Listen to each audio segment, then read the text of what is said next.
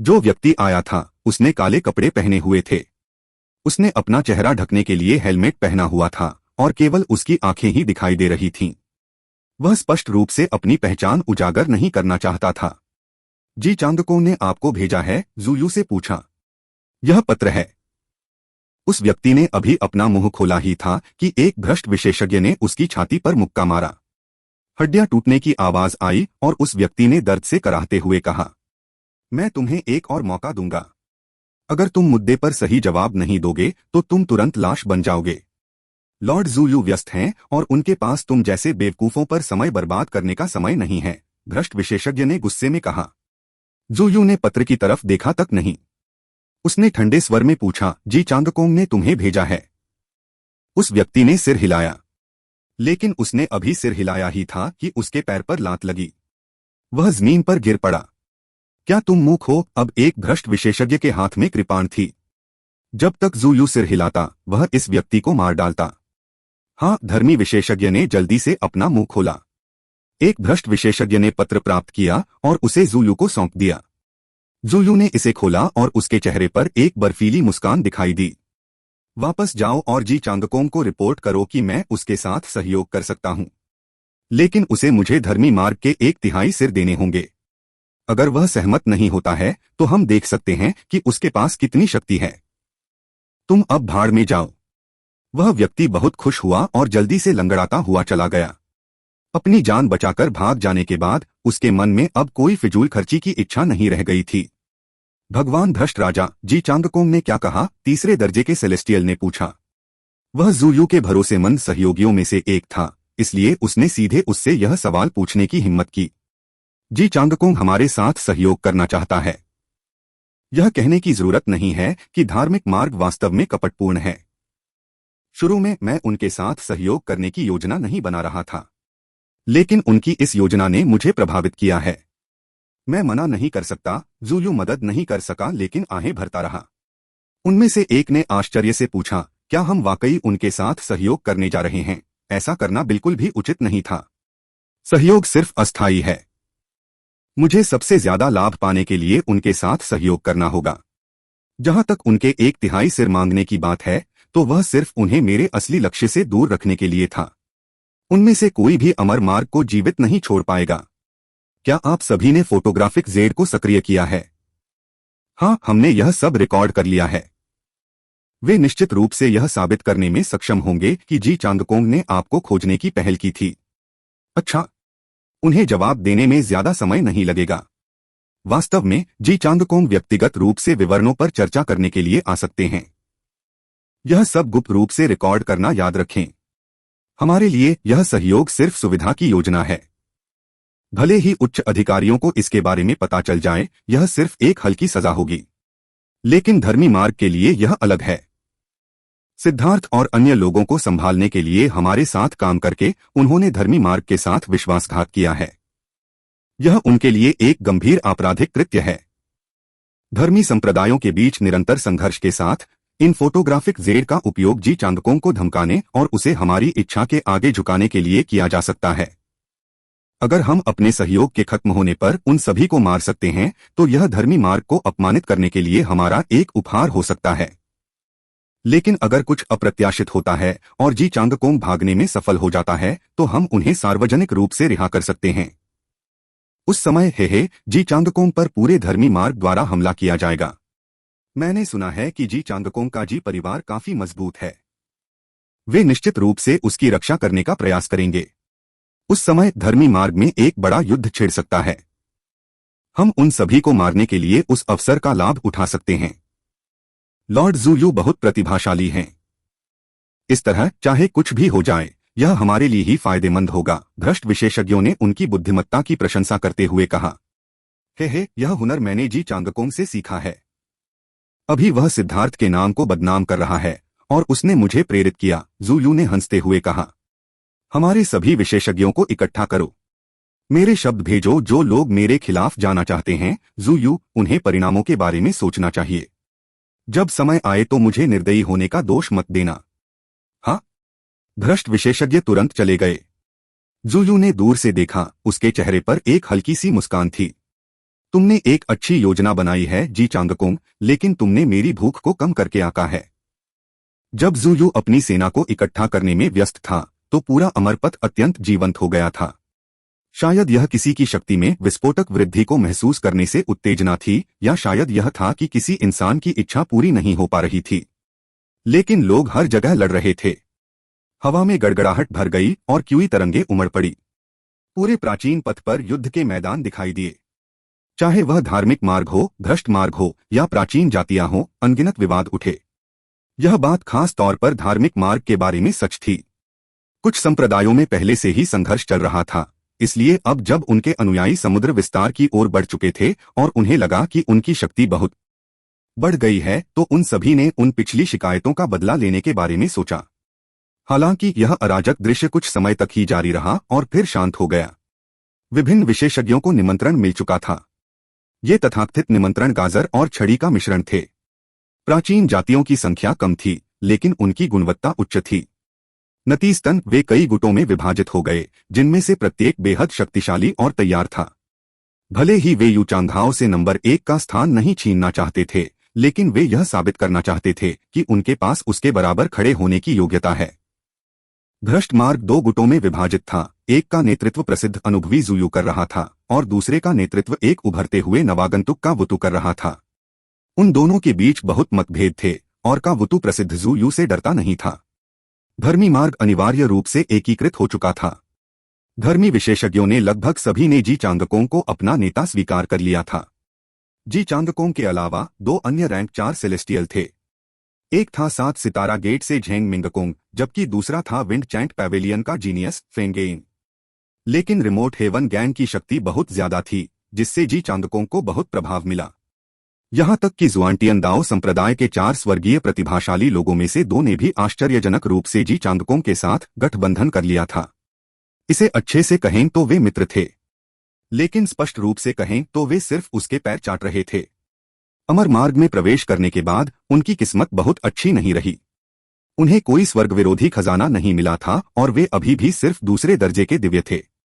जहां तक rank 1 celestials की बात है जो बच गए थे, उनमें से कई को अवसर प्राप्त हुए थे, जिससे उन्हें रैंक 2 सेलेस्टियल्स तक आगे बढ़ने का मौका मिला। इसलिए यू कियानशान और झाओ वूजी की स्थिति तुरंत गिर गई। यह अज्ञात था कि जी चांगकोंग ने उन्हें क्या लाभ दिया था जिससे वे उसके साथ हो गए। हालांकि यह इतना अजीब नहीं था। भ्रष्ट मार्ग इतना मजबूत था, प्राचीन जातियां बाघों की तरह देख रही थीं और आदिवासियों का खतरा भी था। इसलिए साथ मिलकर काम करना एक अच्छा निर्णय था। जहां तक 7 सितारा गेट के झेंग मिंगकोंग की बात है, जैसे ही जी चांगकोंग के अधीनस्थों ने उसे ढूंढ लिया, वह तुरंत उसके साथ शामिल होने के लिए सहमत हो गया। लेकिन जी चांगकोंग को यह उम्मीद नहीं थी कि विंड चैंट पैवेलियन के फेंगेन ने तुरंत मना कर दिया था। उसने खुले तौर पर यह भी कहा था कि इस दुनिया में उसके अनुसरण के योग्य एकमात्र व्यक्ति सिद्धार्थ ही है। इससे जी चांगकोंग क्रोधित हो गया। लेकिन अभी स्थिति बहुत अस्थिर थी, इसलिए उसने कोई बड़ा कदम उठाने की हिम्मत नहीं की। वह अभी के लिए ही सहन कर सकता था, लेकिन उसने पहले ही फेंगेन को अपनी जरूरी हत्या सूची में डाल दिया था। धर्मी शिष्य यह बात स्वीकार करने में असमर्थ थे कि ऊंची उड़ान भरता हुआ सिद्धार्थ वास्तव में धर्मी मार्ग का गद्दार बन गया था। उसी संप्रदाय के शिष्य व्यक्तिगत रूप से उस पर अपने साथी धर्मी शिष्यों को नुकसान पहुंचाने के लिए आदिवासियों के साथ मिलीभगत करने का आरोप लगा रहे थे। ऐसे व्यक्ति के साथ एक ही पक्ष में रहना बर्दाश्त नहीं कर पाने के कारण उन्होंने सिद्धार्थ को खोजने और उसे दंडित करने के लिए जी चांगकोंग के साथ गठबंधन किया था, ताकि उसके कारण गिरे सभी धर्मी शिष्यों को न्याय मिल सके। शुरू में तो कई लोगों ने इस बात पर यकीन करने से इनकार कर दिया था, लेकिन जब कई दृढ़ निश्चयी लोगों ने जोर से चिल्लाकर कुछ कहा तो यह सच्चाई को छिपाने के लिए काफी था। कई लोगों के मन में संदेह पैदा होने लगा। फिर सिद्धार्थ ने खुद को प्रकट करने से इनकार कर दिया और उसकी ओर से कोई स्पष्टीकरण नहीं आया। इससे जी चांगकोंग का प्रभाव और भी बढ़ गया, जिससे वह सभी धर्मी शिष्यों को एकजुट करने में सफल हो गया, जिससे वह धर्मी मार्ग का नंबर 1 विशेषज्ञ बन गया। लोग बत्तखों की तरह थे। सच या झूठ इतना महत्वपूर्ण नहीं था। अंत में जो लोग जी चांगकोंग के पक्ष में शामिल हुए, उन्होंने अपने संदेह छोड़ दिए और अपने साथियों की बात दोहराना शुरू कर दिया, जिससे एक स्नोबॉल प्रभाव शुरू हो गया। उनके दृष्टिकोण से जी चांगकोंग के पक्ष में खड़े होना उनकी रक्षा कर सकता था। जब तक वह सुरक्षा प्रदान करता था, वह जो चाहे कह सकता था। सच्चाई महत्वपूर्ण नहीं थी। महत्वपूर्ण बात यह थी कि जब तक वे आज्ञाकारी थे वे इस विशाल सेना में शामिल हो सकते थे। जहां तक सिद्धार्थ पर झूठा आरोप लगाया गया था या नहीं, इसकी उन्हें परवाह नहीं थी। धर्मी विशेषज्ञों की संख्या इतनी अधिक थी कि यह जी चांगकोंग की उम्मीदों से भी अधिक थी। वास्तव में 30,000 लोग उसके पक्ष में शामिल हो गए और भी लोग आने वाले थे। हालांकि तब जी चांगकोंग को याद आया कि पूर्वी बंजर भूमि से अमरपथ के 2 बड़े प्रवेश द्वारों में से उनका प्रवेश केवल उन संप्रदायों के लिए था जो तुलनात्मक रूप से उच्च स्थिति वाले थे, लेकिन दूसरे प्रवेश द्वार पर ऐसी कोई पाबंदी नहीं थी। उसने उम्मीद नहीं की थी कि पूर्वी बंजर भूमि में इतने सारे नए दिव्य प्रकट होंगे। ऐसा लग रहा था कि वे छोटे संप्रदायों से आए थे जो दूसरे प्रवेश द्वार से प्रवेश कर गए थे। जी चांगकोंग को यह बात बहुत पसंद आई कि उसके पास हजारों विशेषज्ञ हैं। उसका अहंकार पूरी तरह संतुष्ट हो गया था। वह वास्तव में इतनी शक्तिशाली सेना का नेता बन गया था।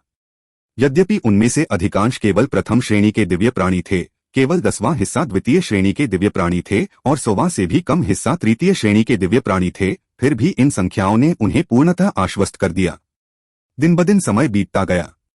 अनादि पथ शांतिपूर्ण से अस्तव्यस्त और फिर वापस शांतिपूर्ण हो गया, लेकिन इस शांति की अंतर्धाराएं अत्यंत गंभीर थीं। यह तूफान से पहले की शांति थी।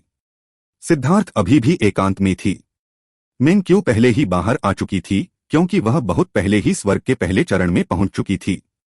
उसका क्यूई सागर पूरे 10% तक फैल चुका था। इस दौरान वह सिद्धार्थ द्वारा दी गई आत्मा वस्तुओं का पोषण कर रही थी।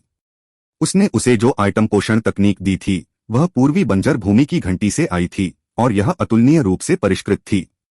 यह एक व्यक्ति को एक आत्मात्मा के साथ व्यावहारिक रूप से सही संबंध बनाने की अनुमति देता है, जिससे उन्हें एक खजाने की वस्तु से सबसे बड़ी शक्ति जारी करने की अनुमति मिलती है। बहन मिंग क्यूई। अचानक एक सुनहरे कवच वाला राक्षस आकाश में प्रकट हुआ और खंडहर में उतरा। क्या सब ठीक हैं? क्या कोई खबर है? मिंग क्यू ने पूछा। गो रान उनका संदेशवाहक और सूचना संग्रह करता था। उसका कवच पहले से ही पूरी तरह से फिर से बनाया गया था, जिससे उसकी गति एक नए स्तर पर पहुंच गई। सब ठीक हैं। उनके पास अब करने के लिए कोई महत्वपूर्ण काम नहीं है, बस अपने खजाने की वस्तुओं को पोषित करने पर ध्यान केंद्रित कर रहे हैं। जहां तक बाहरी दुनिया की बात है, प्राचीन जातियां और भ्रष्ट मार्ग शांत हैं। केवल धर्मी मार्ग ही मूर्खों के एक समूह की तरह है जो लगातार बॉस को बदनाम कर रहा है। वह जी चांगकोंग वास्तव में एक मूर्ख है। वह सड़कों पर चिल्लाने वाली एक बदतमीज लड़की की तरह है। फिर कुछ बेशर्म लोग हैं जो स्पष्ट रूप से जानते हैं कि बॉस पर झूठा आरोप लगाया गया था, लेकिन फिर भी वे बिना पलक झपकाए उन झूठों को उगल सकते हैं। यह बहुत क्रोधित करने वाला है, गो रैन ने गुस्से में कहा। उन्हें जो करना है करने दो। वे ऐसा सिर्फ अपनी सुरक्षा के लिए कर रहे हैं। क्या कोई और खबर है? मेंकी ने उनकी हरकतों से बेपरवाह होकर पूछा। एक बात तो हंसने लायक थी। मैंने सुना है कि जी चांगकोंग ने सिद्धार्थ को पकड़ लिया है और ड्रेक माउंटेन पर उसे मारने जा रहा है। क्या मजाक है? बताओ, क्या तुम्हें नहीं लगता कि वे बेवकूफ हैं? बहन मिंग क्यू, क्या बात है? गो रान हंस रहा था जब उसे अचानक एहसास हुआ कि कुछ गड़बड़ है। मिंग क्यू की अभिव्यक्ति अब गंभीर थी। शायद अब परेशानी है, मिंग क्यू ने गंभीरता से कहा। उसने कुछ हाथ मुहरें बनाई। मिंग क्यू ने हाथ की मुहरें बनाई और लुप्त होने से पहले उसके हाथ पर एक आध्यात्मिक रून प्रकाशित हुआ। गो रान अब एक शौकिया जानवर प्रशिक्षक के रूप में गिना जा सकता था, इसलिए वह जानता था कि मिंग क्यू अपने घर के पालतू जानवरों को संदेश भेज रही थी। वे दोनों वर्तमान में भोजन की तलाश में शिकार कर रहे थे। बहन मिंग क्यू, क्या हुआ? गो रान अभी भी चौंका हुआ था। उसने जो सोचा था कि वह एक मजेदार मजाक था, उसी ने मिंग क्यू में ऐसी प्रतिक्रिया पैदा कर दी थी। सिद्धार्थ से आप सिर्फ उसकी बेकार की कलाएं ही सीखते हैं। आप कब उसकी मजाक करने और गाली देने की क्षमता को भूल जाएंगे और वास्तव में उसकी कोई चतुराई सीख पाएंगे? मेंकी ने डांटा। मैं? गो रैन को तुरंत अजीब लगा। ऐसा लग रहा था कि वह अपने बॉस से सिर्फ कला सीखना चाहता था, वह थी कला दिखाना और दिखाना। यह कोई मजाक नहीं है, बल्कि जी चांगकोंग द्वारा बिछाया गया जाल है। कम से कम उसके पास यह घोषणा करने का उद्देश्य तो है कि उसने सिद्धार्थ को पकड़ लिया है। एक उद्देश्य तो हमें खुद को दिखाने के लिए मजबूर करना है, मिंग क्यू ने कहा। लेकिन हम इतने मूर्ख नहीं हैं। यह तो हमारी बुद्धि का अपमान है। गो रैन को अभी भी समझ नहीं आया। आप जी चांगकोंग को कम आंक रहे हैं। इस घोषणा को भेजने का उनका दूसरा लक्ष्य आदिवासियों को बाहर निकालना है। एक बार वे सामने आ जाएं, तो उनका दूसरा लक्ष्य पूरा हो जाएगा, मेंग्क्यू ने कहा। लेकिन आदिवासी इतनी आसानी से धोखा नहीं खाएंगे, है ना? गो रैन ने भौहें सिकोड़ी। इसलिए मैंने कहा कि आपने जी चांगकोंग को कम आंका है। चूंकि उसने इतनी नादानी से ऐसा कदम उठाने की हिम्मत की, इसलिए उसके पास कोई और चाल होनी चाहिए जिसके बारे में हम अभी तक नहीं जानते। उसके पास निश्चित रूप से आदिवासियों को धोखा देने की कोई चाल है। मेरा अनुमान है कि एक बार जब वे इसके झांसे में आ जाएंगे, तो वे उनमें से कुछ को मार देंगे और फिर खबर जारी करेंगे कि वे बाकी को मार देंगे। सिद्धार्थ के चरित्र के साथ वह उन्हें आदिवासियों को मारने की अनुमति कैसे दे सकता था? आखिरकार आदिवासियों ने एक बार उसकी जान बचाई थी। इस तरह से सिद्धार्थ जी चांगकोंग के जाल में फंस जाएगा और यह आदिवासियों के साथ उसके रिश्ते की पुष्टि भी करेगा। फिर उन 2-4 स्वर्गीय प्रतिभाओं के सबूत पक्के हो जाएंगे। सिद्धार्थ चाहे जो भी कहे, उसे धार्मिक मार्ग का गद्दार माना जाएगा और हर दिशा से उस पर हमला किया जाएगा। अगर वह मारा गया तो जुआनटियन दाओ संप्रदाय कुछ भी नहीं कर पाएगा, और अगर वह बच जाता है तो खुद को बचाने के लिए सबसे अच्छा मामला यह है कि वे सिद्धार्थ को भागने में मदद करें। उस समय सिद्धार्थ को सभी पक्षों का दुश्मन माना जाएगा। यह एक दुर्भावनापूर्ण योजना है जिसका कोई समाधान नहीं है, मेंग्क्यू ने कहा। भाड़ में जाओ इस शापित जी चांगकोंग को, गो रैन ने कोसा। हालांकि यह सब मेंग्क्यू का अनुमान था, लेकिन उसका अनुमान उचित था। अगर यह गलत भी था तो भी यह बहुत ज्यादा गलत नहीं था। गो रान को खुद को थप्पड़ मारने की इच्छा हुई। सारा दिन वह सिर्फ दिखावा करने के बारे में सोचता रहा। यह मामला मेंग्क्यू को भी पता चल गया था। अगर यह सिद्धार्थ होता तो वह आसानी से समझ जाता। अपने बॉस की तुलना में उसकी बुद्धि अभी भी बहुत कम थी। इसके अलावा सिद्धार्थ ने कहा है कि भगवान हेवेनाई कहीं अज्ञात स्थान पर चले गए हैं और इसलिए आदिवासियों के पास अभी कोई नेता नहीं है। अब ऐसा कुछ होना चिंताजनक है, मेंग्क्यू ने भौहें सिकोड़ी। तो फिर हमें क्या करना चाहिए? क्या हमें बॉस को परेशान करना चाहिए? गो रैन ने पूछा। हम नहीं कर सकते। अब जब भी सिद्धार्थ एकांतवास में जाता है तो वह लगभग आधे महीने तक एकांतवास में रहता है। अभी भी 1 या 2 दिन बाकी हैं जब तक वह स्वाभाविक रूप से बाहर नहीं आ जाता। यह समय उसके लिए बहुत महत्वपूर्ण है, इसलिए हम उसे परेशान नहीं कर सकते। मेरे पालतू जानवर जल्दी से जल्दी वापस आ जाएंगे। मैं ब्लड फीनिक्स को सिद्धार्थ की सुरक्षा के लिए छोड़ दूंगा और उसे संदेश दूंगा। जैसे ही वह जागेगा वह तुरंत वहां भाग जाएगा। आपको हमारे सभी लोगों को जितनी जल्दी हो सके सतर्क करना होगा। उन सभी को ड्रेक माउंटेन की ओर जल्दी से जाने के लिए कहो। वहां शायद बहुत बड़ी लड़ाई होगी, मेंग्क्यू ने गंभीरता से कहा। मूल रूप से सॉन मिंगयुआन और ली क्यू उनके साथ थे, लेकिन फिर सिद्धार्थ ने उन्हें अपने समुद्र का विस्तार जारी रखने के लिए सघन पृथ्वी ऊर्जा वाली जगह खोजने के लिए कहा।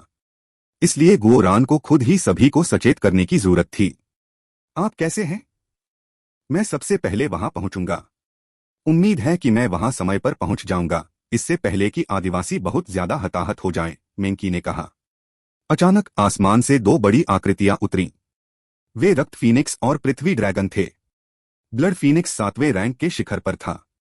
इसकी आभा अस्थिर थी, जो आगे बढ़ने के करीब होने के अस्पष्ट संकेत दिखा रही थी। जब गो रैन ने पृथ्वी ड्रैगन को देखा तो वह चौंककर चिल्लाया, यह 8वें रैंक तक आगे बढ़ गया है। क्या तुम्हारा अर्थ ड्रैगन भी 7वें रैंक पर नहीं पहुंचा? तुम्हारी आत्मा की ऊर्जा सीमित है, इसलिए तुम्हें इसे और अधिक पोषित करने की आवश्यकता है। एक बार जब जादुई जानवर की बुद्धि बढ़ जाती है तो उसके लिए रैंक में आगे बढ़ना आसान हो जाता है। हालांकि यह अर्थ ड्रैगन अभी अभी आगे बढ़ा है और इसकी युद्ध शक्ति अभी पूरी तरह से स्थिर नहीं है। यह अभी ब्लड फीनिक्स से थोड़ा ही अधिक शक्तिशाली है। मैं अर्थ ड्रैगन को अपने साथ ले जाऊंगा और तुम जितनी जल्दी हो सके सभी को सचेत करो। मैं इसे रोकने की पूरी कोशिश करूंगी। मेंग्क्यू ने अर्थ ड्रैगन को अपने आध्यात्मिक स्थान पर रखा और ब्लड फीनिक्स को सिद्धार्थ की रक्षा करने के लिए कहा। उसने सिद्धार्थ के लिए एक कागज भी छोड़ा जिसमें बताया था कि क्या हुआ था। फिर वह और गो रान अलग हो गए। ड्रेक माउंटेन एक असामान्य पर्वत था। इसका आकार एक चक्र जैसा था, जैसे जमीन पर कुंडलित ड्रेक। यह एक विशाल बेसिन का निर्माण करता था जिसमें ड्रेक के सिर और पूंछ के बीच एकमात्र छेद था। 3000 मील के बेसिन में चीख पुकार और दहाड़े गूंज रही थीं। सैकड़ों आदिवासी धर्मनिष्ठ विशेषज्ञों के खिलाफ लड़ रहे थे। वे एक ऐसी स्थिति में फंस गए थे जिसका समाधान नहीं हो सकता था। उनका नेतृत्व एक युवा विशेषज्ञ कर रहा था। यह व्यक्ति अमरपथ का सबसे युवा जनजाति नेता था, जियाओ फेई। जब उसने सुना कि उसके कबीले के लोगों ने सिद्धार्थ को खून से लथपथ और धर्मी विशेषज्ञों द्वारा उसका पीछा करते हुए व्यक्तिगत रूप से देखा है, तो उसने तुरंत अपने कबीले के सभी कुलीन लोगों को बुलाया और हमला कर दिया। निशानों का पीछा करते हुए वह आखिरकार ड्रेक माउंटेन पर पहुंच गया और तभी उसे एहसास हुआ कि उसके साथ धोखा हुआ है। खून से लथपथ सिद्धार्थ नकली था, लेकिन उसका बाहरी रूप और यहां तक कि उसके हथियार भी असली जैसे ही दिख रहे थे। इस तरह का जाल कुछ ऐसा था जिसका धार्मिक मार्ग ने बहुत पहले से ही इतना अधिक इस्तेमाल किया था कि बच्चे भी इसके झांसे में नहीं आते थे। लेकिन आदिवासी बाकी दुनिया से अलग थलग थे। सभी जनजातियां एक दूसरे पर भरोसा करती थीं और साथ मिलकर काम करती थीं। उन्होंने कभी कोई साजिश नहीं की थी और न ही उनके खिलाफ कोई साजिश की गई थी।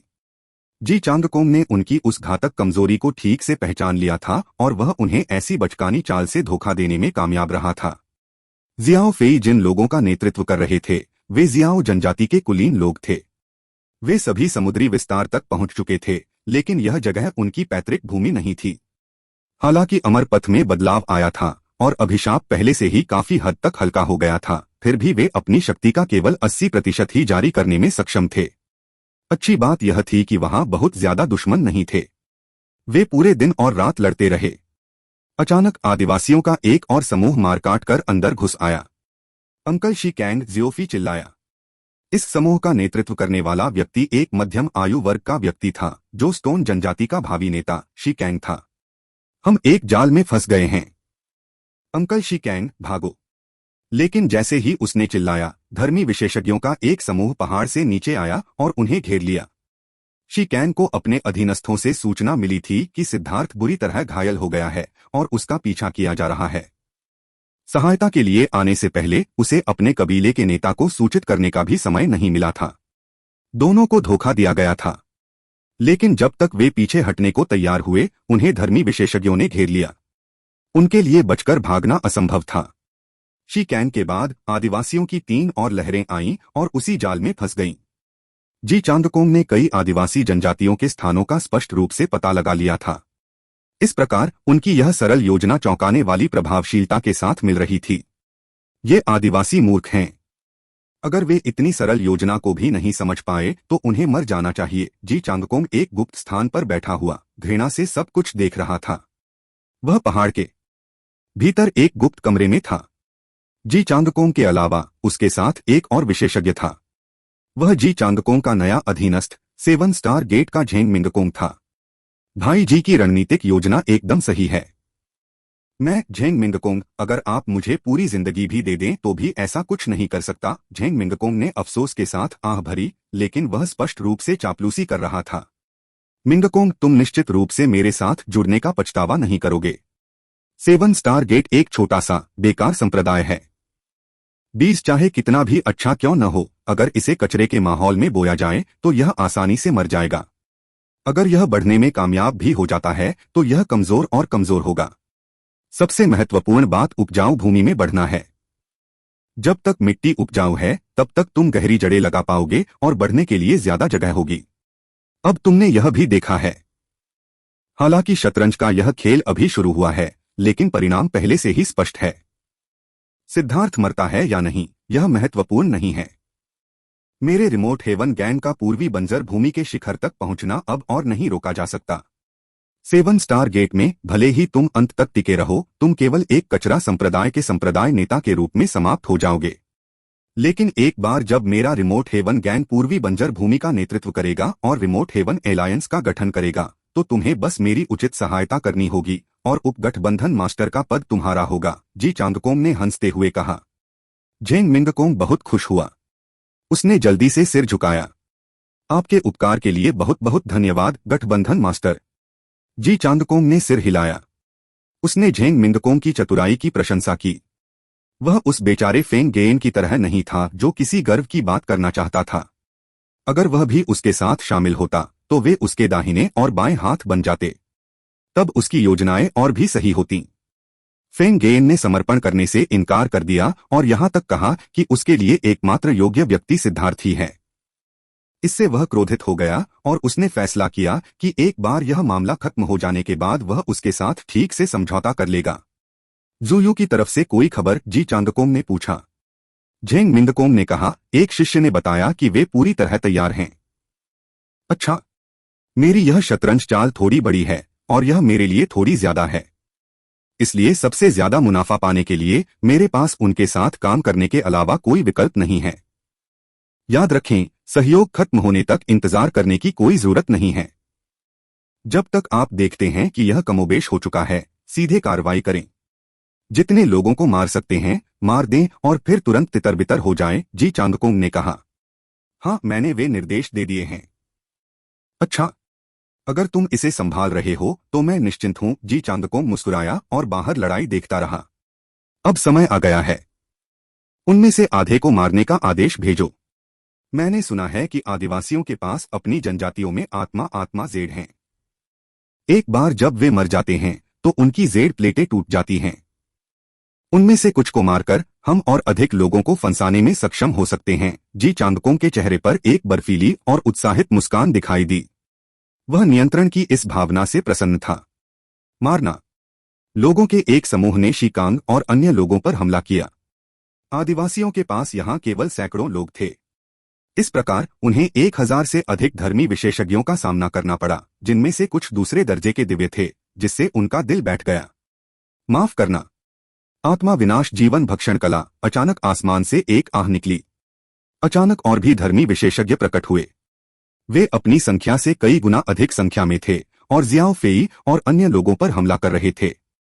इस बार वे सिर्फ जांच करने वाले वार नहीं कर रहे थे। जी चांगकोंग के आदेश मिलने के बाद वे आदिवासियों के एक बड़े समूह का वध करने जा रहे थे। इस दौरान जी चांगकोंग ने आदिवासियों को अपनी ओर आकर्षित करने के लिए सिद्धार्थ को एक चारा के रूप में इस्तेमाल किया था। फिर चारा डाले गए आदिवासी और अधिक आदिवासियों के लिए और अधिक चारा का काम करेंगे। हालांकि आदिवासियों ने बहुत ज्यादा सहायता नहीं भेजी।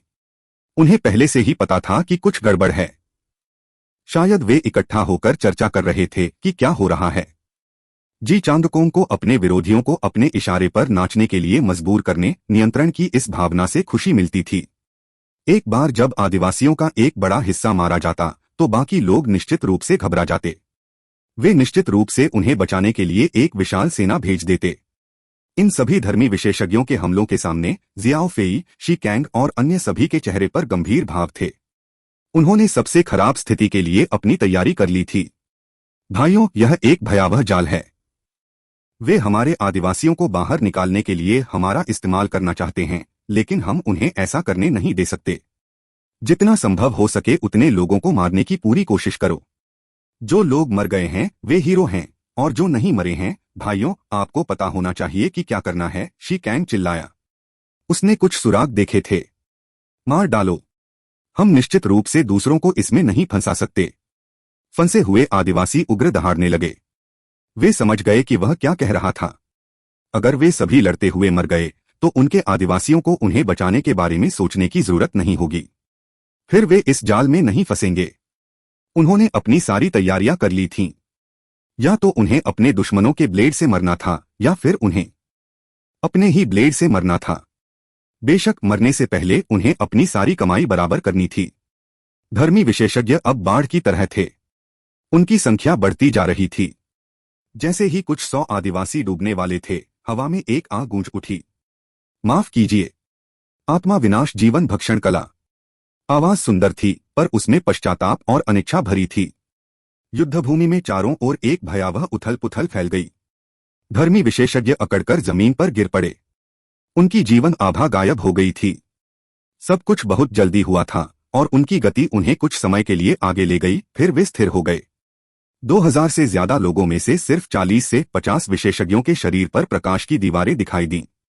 यह सुरक्षात्मक आत्मा वस्तुओं की स्वचालित सुरक्षा थी। लेकिन ये बाधाएं अभी प्रकट ही हुई थीं कि वे धुंधली होकर बिखर गईं। नहीं, वे लोग तुरंत निराश हो गए। लेकिन किसी भी चीज के लिए बहुत देर हो चुकी थी। उनकी आत्माओं की लपटें बर्फ के पानी के कुंड में डाली गई मोमबत्तियों की तरह थीं। वे तुरंत बुझ गईं। क्या? हर कोई हैरान था।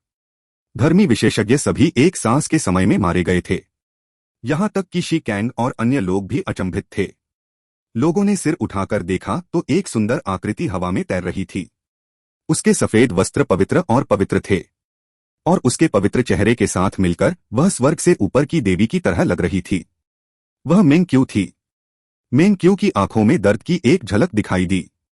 उसे लड़ाई झगड़ा पसंद नहीं था और उसे लोगों को मारना भी पसंद नहीं था, लेकिन वह जानती थी कि इन आदिवासियों ने सिद्धार्थ की मदद की थी। अगर वह सिद्धार्थ होता तो वह निश्चित रूप से ऐसा करता। चूंकि सिद्धार्थ ऐसा करेगा तो चाहे उसे यह पसंद हो या न हो, वह उसका समर्थन करेगी। इसलिए उसने बड़े पैमाने पर नरसंहार करने के लिए एक आत्मा कला का इस्तेमाल किया। जैसे ही मेंग क्यू प्रकट हुआ, लाशें जमीन पर बिखर गईं। हर कोई भयभीत था। वे सभी अनुभवी लोग थे और वे जानते थे कि उनका सामना एक भयानक आत्मा साधक से हुआ है। लेकिन चाहे वह कितनी भी भयानक क्यों न हो, वह इतने सारे लोगों को इतनी जल्दी कैसे मार सकती थी? इनमें से ज्यादातर लोगों के पास सुरक्षात्मक आत्मा वस्तुएं थीं, लेकिन सबसे शक्तिशाली आत्मा वस्तुएं भी ऊर्जा समाप्त होने से पहले केवल एक सांस से भी कम समय तक टिकी थीं। ऐसा आत्मा साधक वास्तव में बहुत भयानक था। छिपे हुए जी चांदकों को झटका लगा, लेकिन वह जल्दी ही शांत हो गया। उसने पहले भी मेंग क्यू से लड़ाई की थी, लेकिन तब उसकी आत्मा कला इतनी भयानक नहीं थी। अरे, मुझे उम्मीद नहीं थी कि सिद्धार्थ को महिलाओं के साथ इतनी किस्मत मिलेगी। जी चांदकों को थोड़ी जलन हुई। हे, चिंता मत करो गठबंधन मास्टर। कोई भी महिला जिसे तुम पसंद करते हो वह तुमसे कैसे बच सकती है? झेंग मिंग को मुस्कुराया। मेंग क्यू जैसी अमर जैसी आकर्षण वाली महिला इस दुनिया में बेहद दुर्लभ थी और कोई भी आदमी उससे प्रभावित हो सकता था। लेकिन झेंग मिंगकोंग ने अपनी इच्छा व्यक्त करने की हिम्मत नहीं की। हालांकि मेंग क्यू के आने से जी चांदकोंग को कोई चिंता नहीं हुई। वास्तव में इससे उसे राहत मिली। इसका मतलब था कि सब कुछ अभी भी योजना के अनुसार चल रहा था।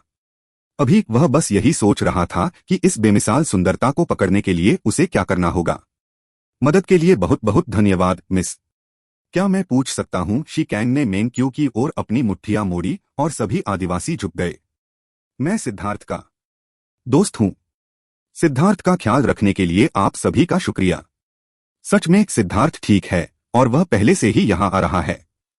चिंता मत करो, मेंग की ने शिष्टाचार का पालन किया। सिद्धार्थ आ रहा है।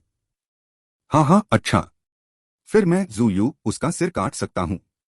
अचानक एक ठंडी हंसी गूंजी और भ्रष्ट शिष्यों के एक समूह ने ड्रेक माउंटेन के प्रवेश द्वार को अवरुद्ध कर दिया, जिसमें जूयू सबसे आगे खड़ा था।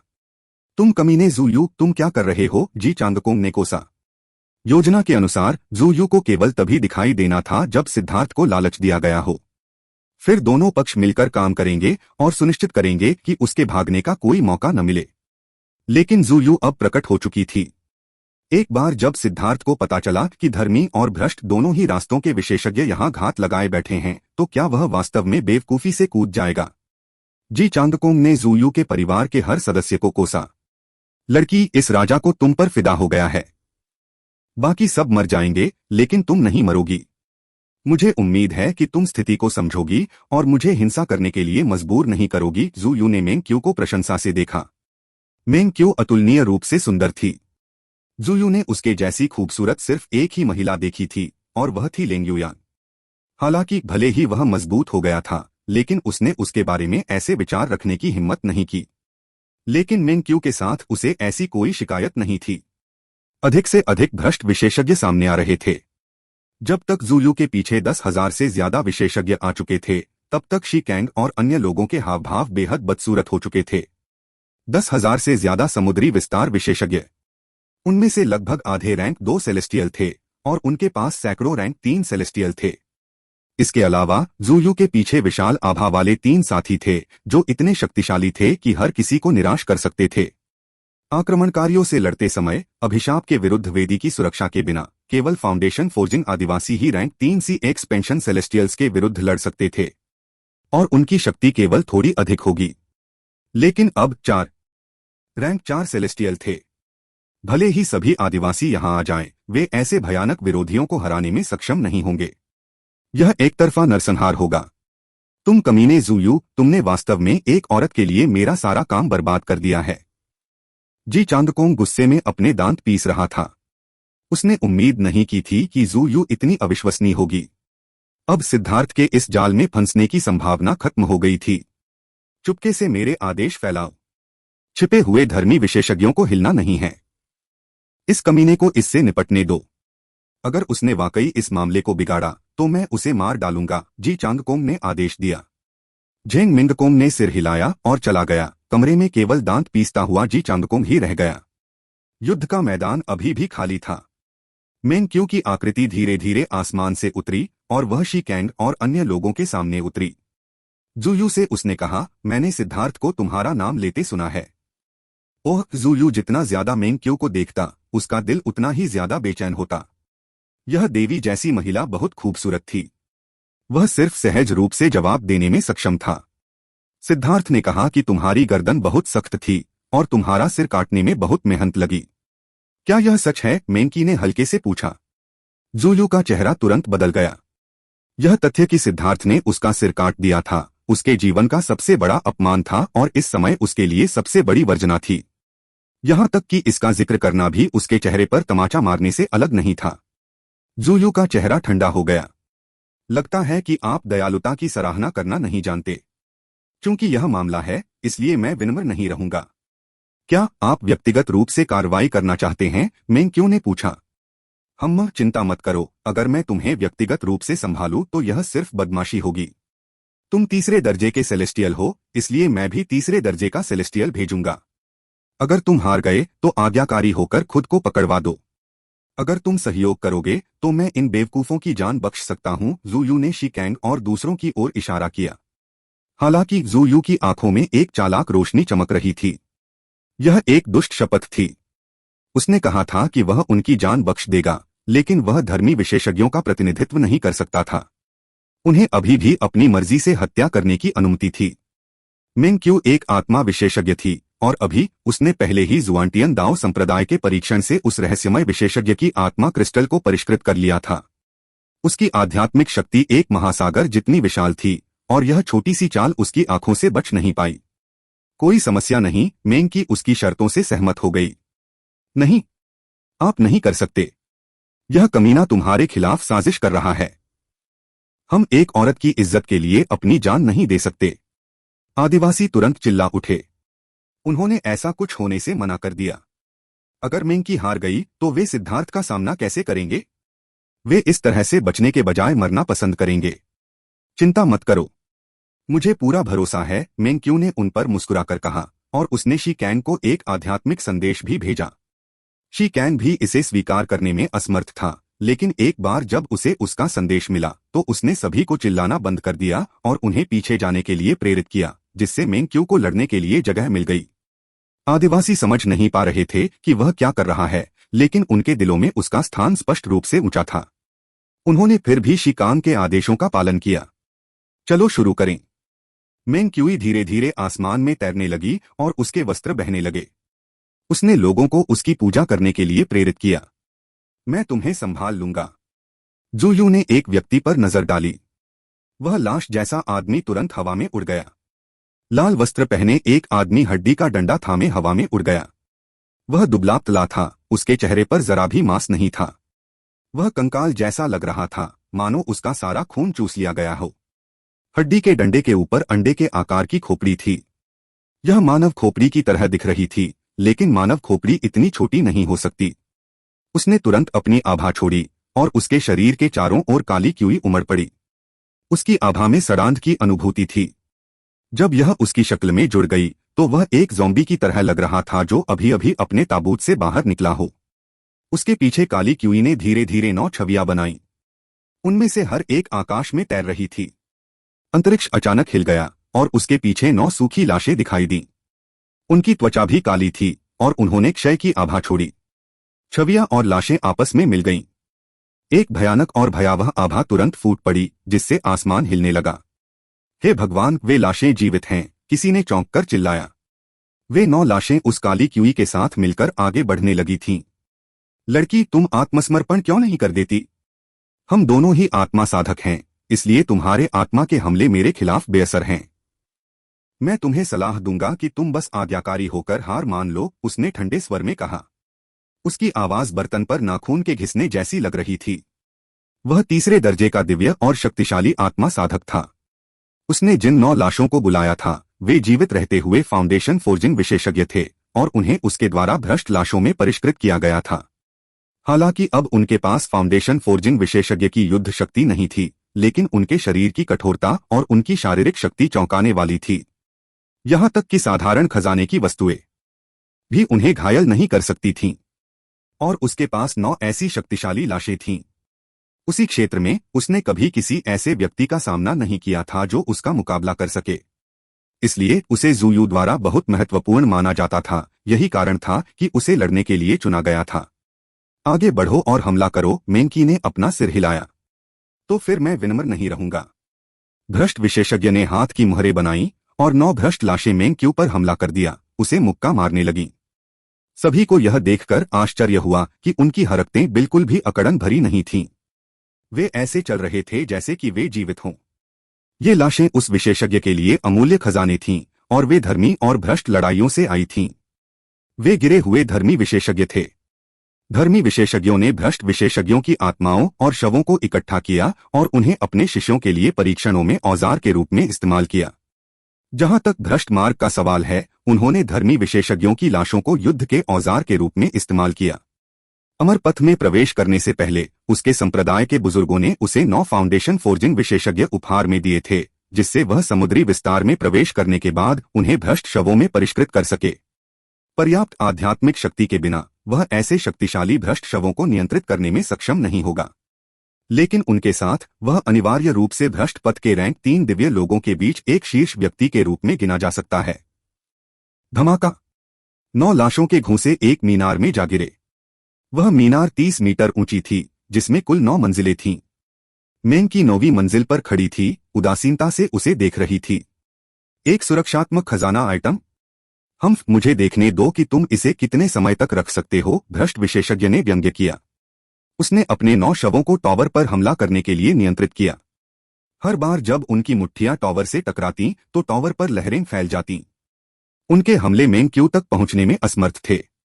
यह आत्मा दमनकारी टॉवर है, एक मध्यम श्रेणी का खजाना आइटम।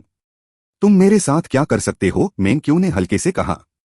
लेकिन उसकी अभिव्यक्ति थोड़ी अस्वाभाविक थी, जैसे कि वह दिखने में जितनी उदासीन थी उतनी थी नहीं। सच में मेंकी थोड़ी असहज थी। वह सिद्धार्थ से अलग थी। सिद्धार्थ के लिए जैसे ही वह अपना मुंह खोलता, उसके मुंह से बकवास झूठ निकल आता। वास्तव में उसके झूठ कभी कभी सच्चाई से भी ज्यादा विश्वसनीय होते थे। लेकिन मेंक्यू एक आज्ञाकारी बच्ची थी।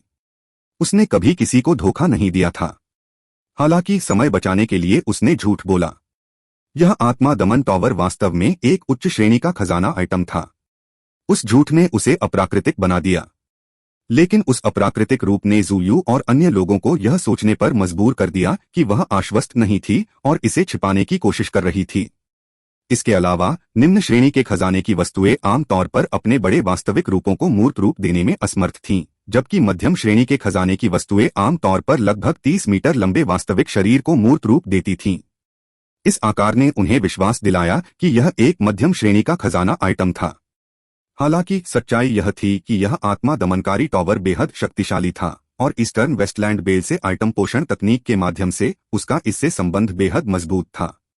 अगर वह इसकी असली शक्ति को जारी नहीं करती तो बाहरी लोगों के लिए इसके ग्रेड को देखना बहुत मुश्किल था।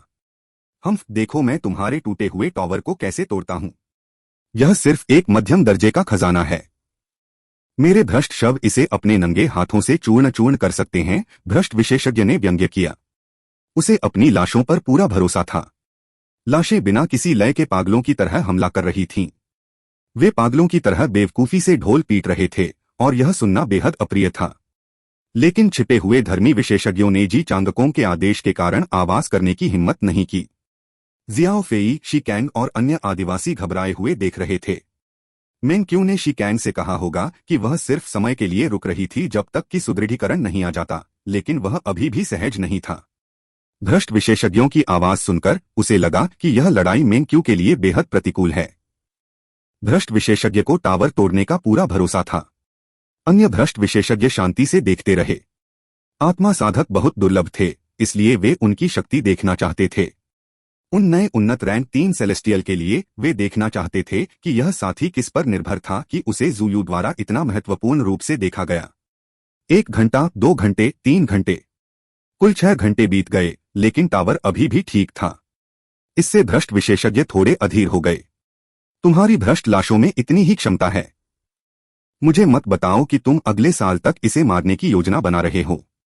अगर ऐसा हुआ तो उस महिला के मारे जाने से पहले हम इस परेशान करने वाली आवाज से मर जाएंगे, एक भ्रष्ट विशेषज्ञ ने अपमान किया। ज़ुयू भी अधीर हो रहा था क्योंकि इसमें बहुत समय लग रहा था। हालांकि उसने कुछ नहीं कहा क्योंकि इसके भी अपने फायदे थे। मेंग क्यू की आत्मा की ऊर्जा समाप्त हो रही थी। खजाने की वस्तु का उपयोग करने के लिए आध्यात्मिक शक्ति और आध्यात्मिक युआन की बहुत अधिक आवश्यकता होती है। एक बार जब वह अपनी सारी ऊर्जा समाप्त कर लेती है तो क्या उसे आसानी से पकड़ा नहीं जा सकता। उसे जीवित पकड़ने का यह सबसे अच्छा तरीका था। दुर्घटना होने और उसे मारे जाने से बचाने के लिए यह सबसे अच्छा तरीका था। लेकिन अब 6 घंटे बाद मेंग की अभी भी टॉवर के अंदर से शांति से देख रही थी। वह इत्मीनान से दिखने वाला व्यक्ति बैठकर चाय पीने से बस 1 कदम दूर था।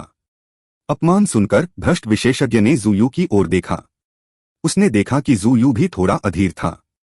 उसने अपने दांत भींचे और नए हाथ की मुहरें बनाई।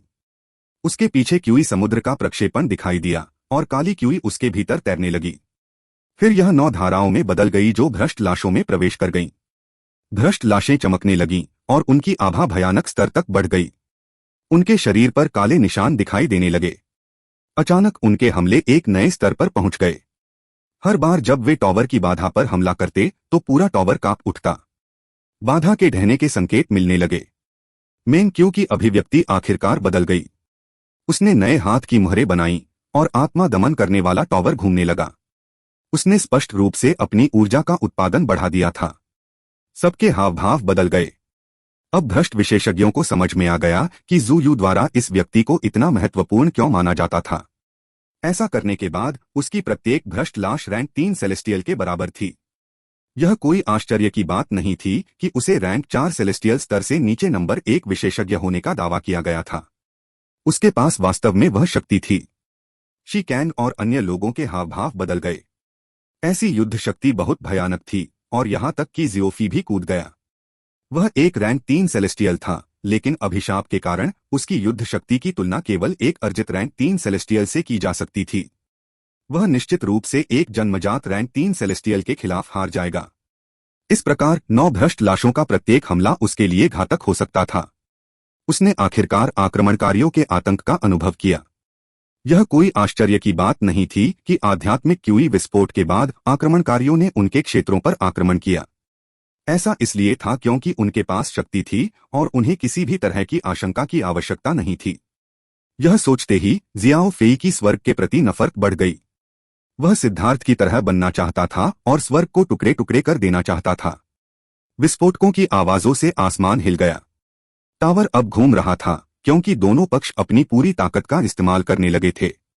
एक पक्ष अपने प्रतिद्वंद्वी की रक्षा को तोड़ना चाहता था, जबकि दूसरा पक्ष अपनी पूरी ताकत से खुद को आगे बढ़ा रहा था। उसका चेहरा थोड़ा पीला पड़ गया था क्योंकि वह बहुत कष्ट सह रही थी। 6 घंटे और बीत गए। भ्रष्ट विशेषज्ञ पसीने से तरबतर हो गया था। यह सहनशीलता बहुत चौंकाने वाली थी। एकमात्र चीज जिसने उसे सुकून दिया वह यह थी कि मेंग क्यू का चेहरा भी पीला पड़ रहा था। 6 घंटे और बीत गए। भ्रष्ट विशेषज्ञ का शरीर कांप रहा था। वह स्पष्ट रूप से अपनी शक्ति का अत्यधिक उपयोग कर रहा था और उसे बहुत अधिक दबाव में रहना पड़ रहा था। जहां तक मेंग क्यू की बात है, वह स्पष्ट रूप से बिना तेल वाले दीपक के बिंदु पर पहुंच गई थी। आत्मा दमन करने वाला टॉवर अब धीमी गति से घूम रहा था और उसका अवरोध धीरे धीरे धुंधला होता जा रहा था। वह हवा में टिमटिमाती मोमबत्ती की तरह थी जो किसी भी क्षण बुझ सकती थी। कोई आश्चर्य नहीं कि सिद्धार्थ को हर समय शरारती रहना पसंद है। यह वाकई मजेदार है। जबकि मेंग की कड़वी सहनशीलता से गुजर रही थी, उसके दिल में एक अवर्णनीय खुशी उभरी। यह हर किसी की भूमिका निभाने में गर्व था। जैसा कि कहावत है, अच्छे उदाहरणों का अनुसरण करना कठिन है, लेकिन बुरे उदाहरणों का अनुसरण करना एक छोटी सी चूक के समान सरल है। आपको सिखाने के लिए किसी शिक्षक की आवश्यकता नहीं है। आप जल्दी ही रास्ता देख लेंगे और उस प्रेरक भावना में डूब जाएंगे। धीरे धीरे समय बीतता गया और हवा में टिमटिमाती मोमबत्ती अभी भी जल रही थी। लोग अपनी सांस रोककर उसके बुझने का इंतजार कर रहे थे, लेकिन वह बुझने का नाम नहीं ले रही थी। क्या हो रहा है?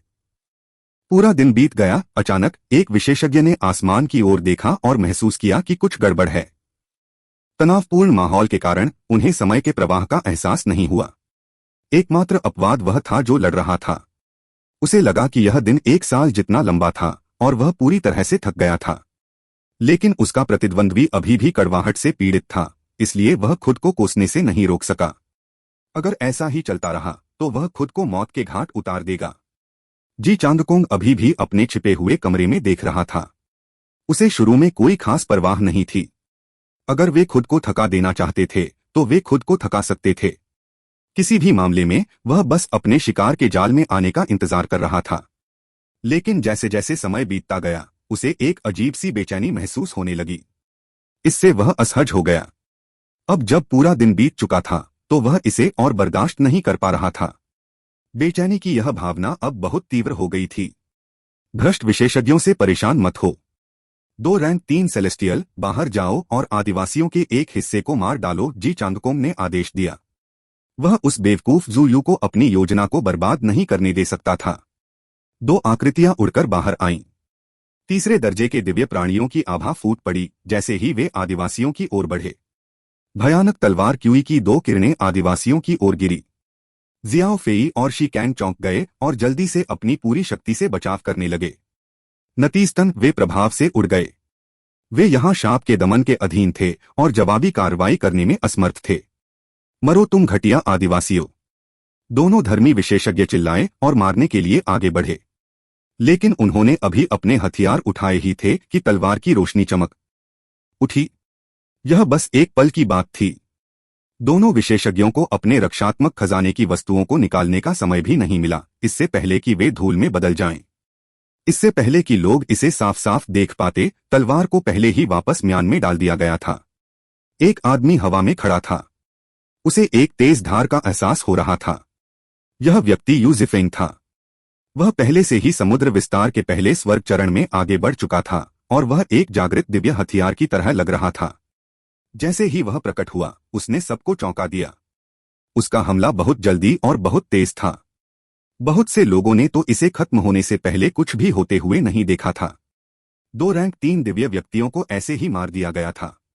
अनगिनत लोग थे जो तलवारों का इस्तेमाल करते थे, लेकिन केवल कुछ ही ऐसे थे जिन्हें तलवार साधक कहा जा सकता था। जैसा कि उम्मीद थी, वह अभी भी जीवित है, जी चांगकोंग ने उपहास किया। उसे इस शक्तिशाली तलवार साधक की गहरी छाप थी। उस समय जी होंगलिंग ने उसे चेतावनी दी थी कि उसे इस तलवार दांव प्रतिभा को मारना होगा। वे उसे परिपक्व नहीं होने दे सकते थे। हालांकि जी चांगकोंग ने अभी कोई कदम नहीं उठाया। चूंकि ज़ूयू ने पहले ही खुद को प्रकट कर दिया था और उसकी योजनाओं को बर्बाद कर दिया था, तो ज़ूयू परिणामों से निपट सकता था। क्या आपको मदद की जरूरत है? यू जिफेंग ने पूछा। नहीं, जब तक आप उनकी रक्षा करते हैं तब तक सब ठीक है। मेंकी ने अपना सिर हिलाया, उसका चेहरा बेहद पीला पड़ गया। आखिरकार कोई आ गया था। इससे मेंक्यू को बहुत राहत मिली। अगर यू जिफेंग आ गया था तो बाकी लोग पहले से ही अपने रास्ते पर होंगे। जितना ज्यादा समय बीतता जाएगा उनकी स्थिति उतनी ही अनुकूल होती जाएगी। कोई जाकर उसे मार डालो, ज़ूयू ने भौहें सिकोड़ी। एक शक्तिशाली तलवार साधक से सामना होना उसकी उम्मीदों से थोड़ा हटकर था। हालांकि यह उसे चौंकाने के लिए पर्याप्त नहीं था। उसके पीछे 5 विशेषज्ञों ने सिर हिलाया और वे यू जिफेंग की ओर बढ़े।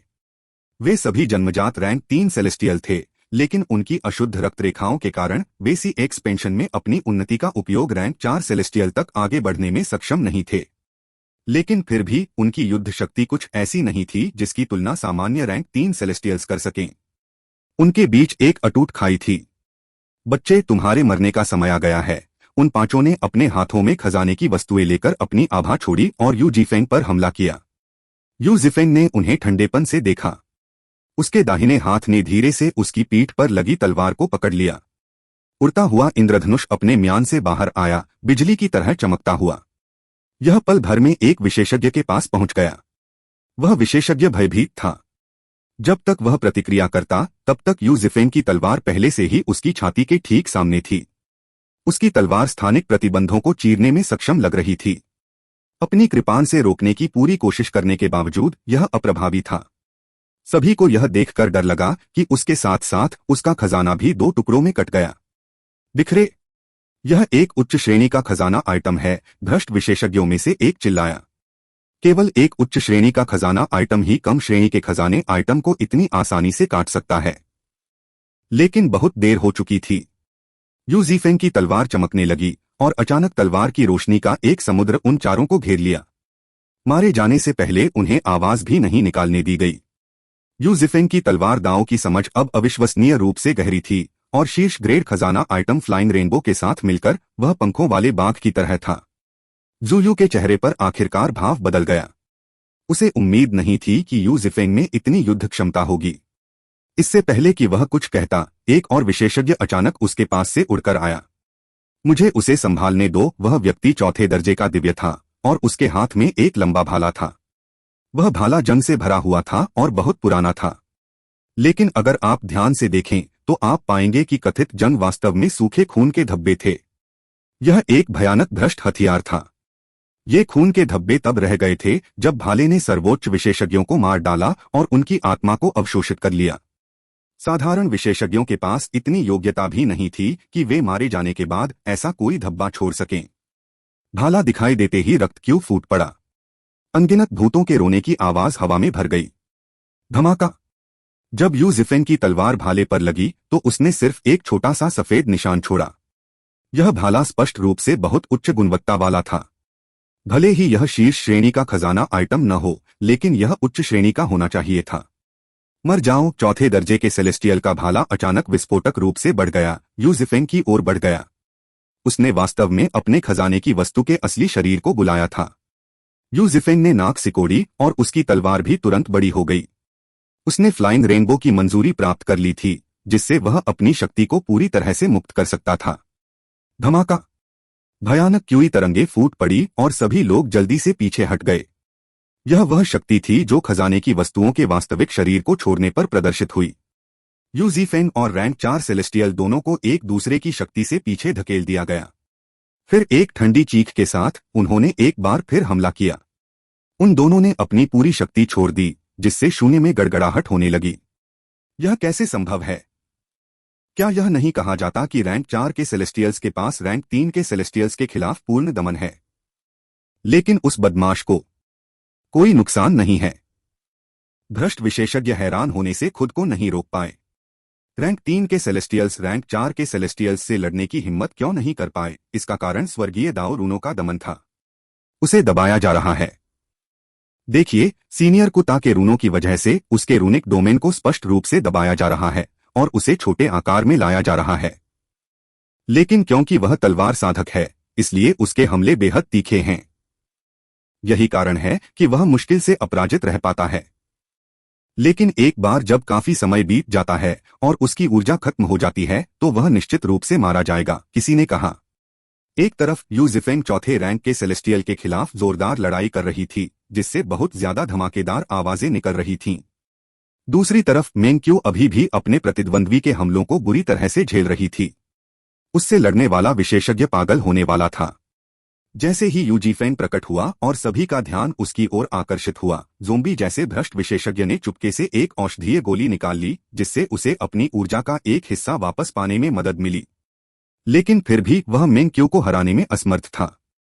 हालांकि वह टूटने की कगार पर लग रही थी, लेकिन उसने गिरने से इनकार कर दिया। उसे लगभग घुटने टेकने और उससे हार मानने की भीख मांगने की इच्छा हुई। अगर वह जारी रही तो वह मरने वाला था। ज़ुयू ने लड़खड़ाते हुए मेंग्क्यू से यू ज़ीफेंग की ओर देखा। एक पल के लिए सोच में डूबे हुए उसने अचानक अपना हाथ हिलाया। कुछ लोग जाओ और कुछ आदिवासियों को मार डालो। दर्जनों भ्रष्ट विशेषज्ञ तुरंत ही तमाशबीन आदिवासियों की ओर झपटे। उनमें से कई लोग द्वितीय श्रेणी के दिव्य लोग थे। हाँ, मुझे लगता है कि इसे समय पर पहुंचना माना जाएगा। भाइयों, मार डालो। अचानक वीरतापूर्ण हंसी गूंज उठी। अचानक धर्मी वस्त्र पहने 30 से अधिक विशेषज्ञ प्रकट हुए। उस समूह में पुरुष और महिलाएं थीं और उनका नेतृत्व करने वाला एक रैंक 4 सेलेस्टियल था। वह चौथे दर्जे का सेलेस्टियल एक सुंदर आदमी था जो 20 साल का लग रहा था। अपनी तलवार को प्रभावशाली ढंग से चलाते हुए उसने अपने लोगों को भ्रष्ट विशेषज्ञों पर हमला करने के लिए प्रेरित किया। सब कुछ बहुत जल्दी हुआ।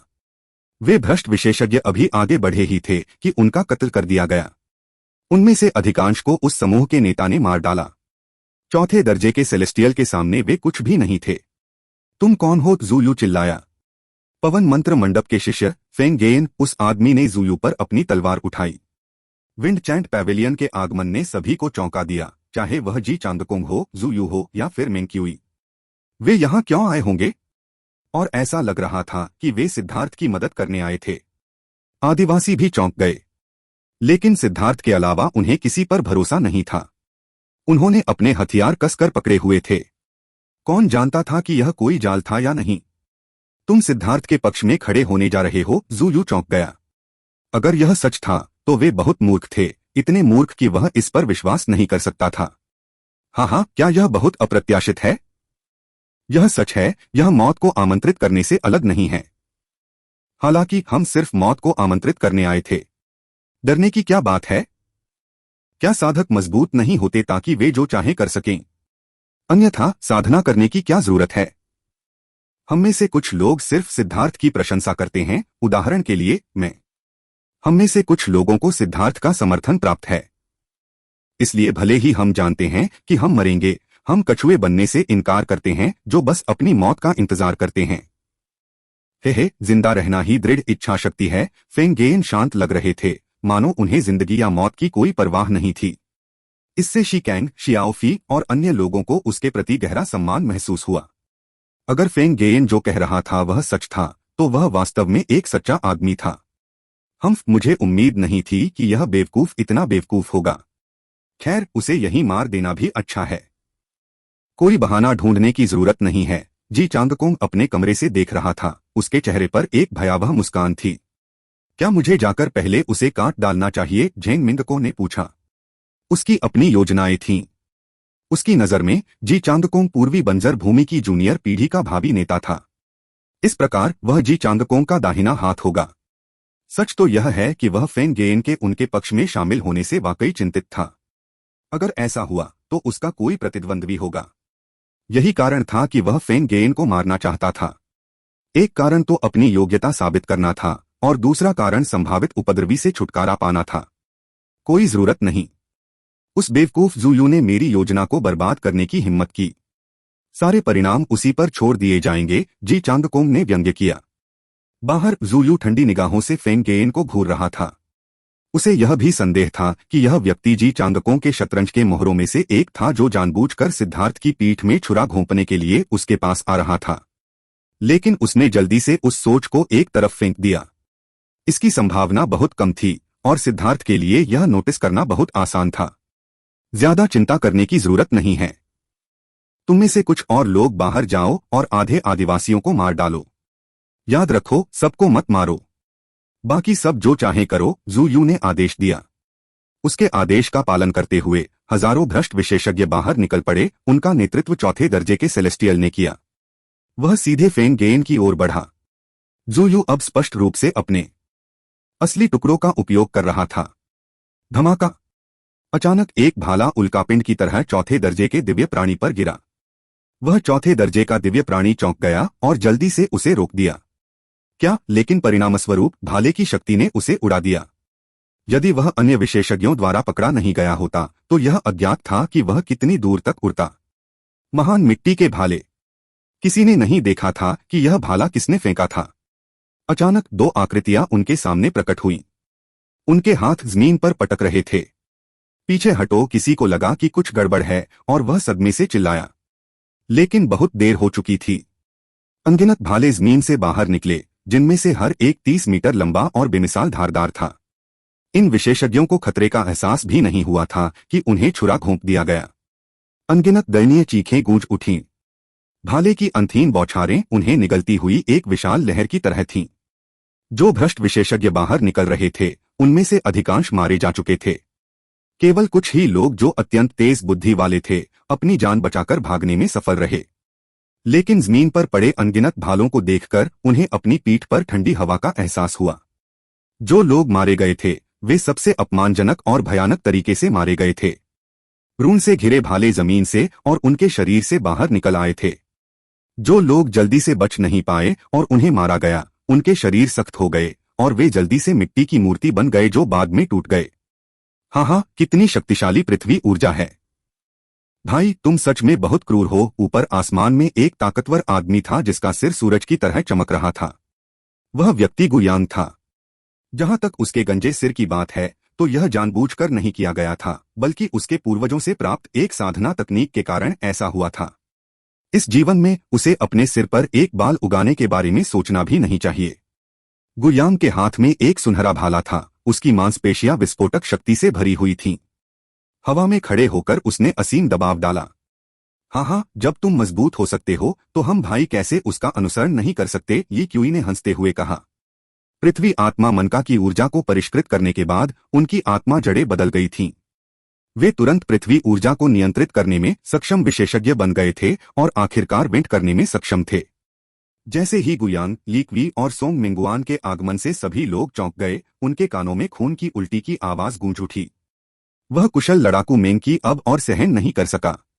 उसने कई बार खून की उल्टी की और बेहोश हो गया। 1.5 दिन तक चली यह लड़ाई आखिरकार अपने अंजाम पर पहुंच गई। मेंगक्यू ने आत्मा दबाने वाले टॉवर को हटा दिया। हवा में खड़े होकर उसका पीला चेहरा अपने मूल गुलाबी रंग में वापस आ गया। वह जरा भी थकी हुई नहीं दिख रही थी। तुम पीएफटी भ्रष्ट विशेषज्ञ ने कांपते हुए मेंगक्यू की ओर इशारा किया। उसने फिर से खून की उल्टी की। उसे आखिरकार एहसास हुआ कि मेंगक्यू ने उसके साथ खेल किया था। माफ करना जू यू, तुम अपनी यह इच्छा पूरी नहीं कर पाओगी, मेंगक्यू ने उदासीनता से कहा। सच में सोल सप्रेसिंग टॉवर का उपयोग करना बहुत ही थका देने वाला था, खास तौर पर किसी व्यक्ति की आत्मा की ऊर्जा के लिए। बस इतना ही था कि मेंगक्यू सोल सप्रेसिंग टॉवर की वस्तुआत्मा से जुड़ा हुआ था और उन दोनों ने मिलकर काम किया था। सोल सप्रेसिंग टॉवर बचाव का प्रभारी था, जबकि मेंगक्यू खपत की भरपाई के लिए हवा से ऊर्जा को अवशोषित करने का प्रभारी था। 1.5 दिन तक लड़ने की बात तो दूर, वह इस तरह की लड़ाई को 1 साल तक भी जारी रख सकती थी, बिना अपनी आत्मिक ऊर्जा खोए। प्रभु, उस विशेषज्ञ ने जू यू को दुखी होकर देखा। जू यू ने उसे ठंडेपन से घूरते हुए कहा, मुझे सिर्फ नतीजों की परवाह है और मुझे बहाने पसंद नहीं हैं। माफ करें।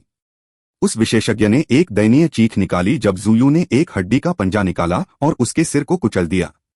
वह सफेद हड्डी का पंजा एक लालची जानवर की तरह था। उसने पागलों की तरह कुचले हुए सिर से खून चूसा, लाश को सुखा दिया। उसका सार रक्त और स्वर्गीय दाओरून सभी अवशोषित हो गए थे। भ्रष्ट विशेषज्ञों के दिल कांप उठे। जू यू की निर्दयता भ्रष्ट मार्ग में प्रसिद्ध थी। जू यू ने धीरे से हड्डी का पंजा वापस खींच लिया। उसका चेहरा शांत था, जैसे उसने कुछ ऐसा किया हो जो बिल्कुल भी उल्लेखनीय न हो। वह मेंगक्यू की ओर मुड़ा। तुम उनके लिए समय टाल रहे थे। सिद्धार्थ क्यों नहीं आया? यदि आप धैर्य रखें तो सिद्धार्थ जल्दी आ जाएगा, मेंगक्वी ने उदासीनता से कहा। इस समय मेंगक्यू गुयांग और अन्य लोगों के साथ आदिवासियों के सामने खड़ा था। वे फेंग गेन के लोगों का अभिवादन कर रहे थे। हालांकि यह उनकी पहली मुलाकात थी, लेकिन इतने लंबे समय तक सिद्धार्थ का अनुसरण करने के बाद वे दूसरों का न्याय करने के लिए अंतर्ज्ञान का उपयोग करने की उसकी आदत से संक्रमित हो गए थे। फेंग गेन को देखते ही उन्होंने उसे एक नेक इंसान समझ लिया। वह उस तरह का तुच्छ षड्यंत्रकारी व्यक्ति नहीं लग रहा था।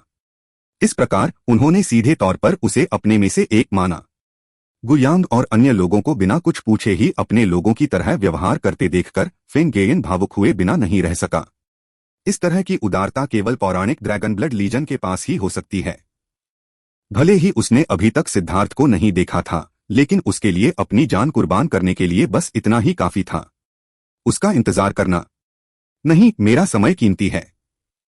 अगर मुझे उसका इंतजार करना भी पड़े तो मुझे पहले कुछ उपहार तैयार करने होंगे, जू यू ने ठंडे अंदाज में मुस्कुराया। अब जब उसे पता चल गया कि सिद्धार्थ आ रहा है तो वह निश्चिंत हो गया। वह अपने पीछे खड़े लोगों की ओर मुड़ा। इन आदिवासियों का अब कोई उपयोग नहीं है। उन सभी को मार डालो। जहां तक सिद्धार्थ के समूह की बात है, मुझे सिर्फ उस महिला को जिंदा चाहिए। मुझे सिर्फ बाकी लोगों के सिर चाहिए।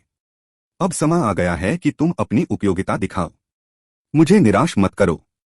यहां सिद्धार्थ की महिला और भाइयों के साथ, फिर उसके चरित्र के साथ, भले ही यह स्थान ब्लेड का पहाड़ या आग का समुद्र हो, वह आएगा। क्योंकि ऐसा था, इसलिए ये आदिवासी महत्वपूर्ण नहीं थे।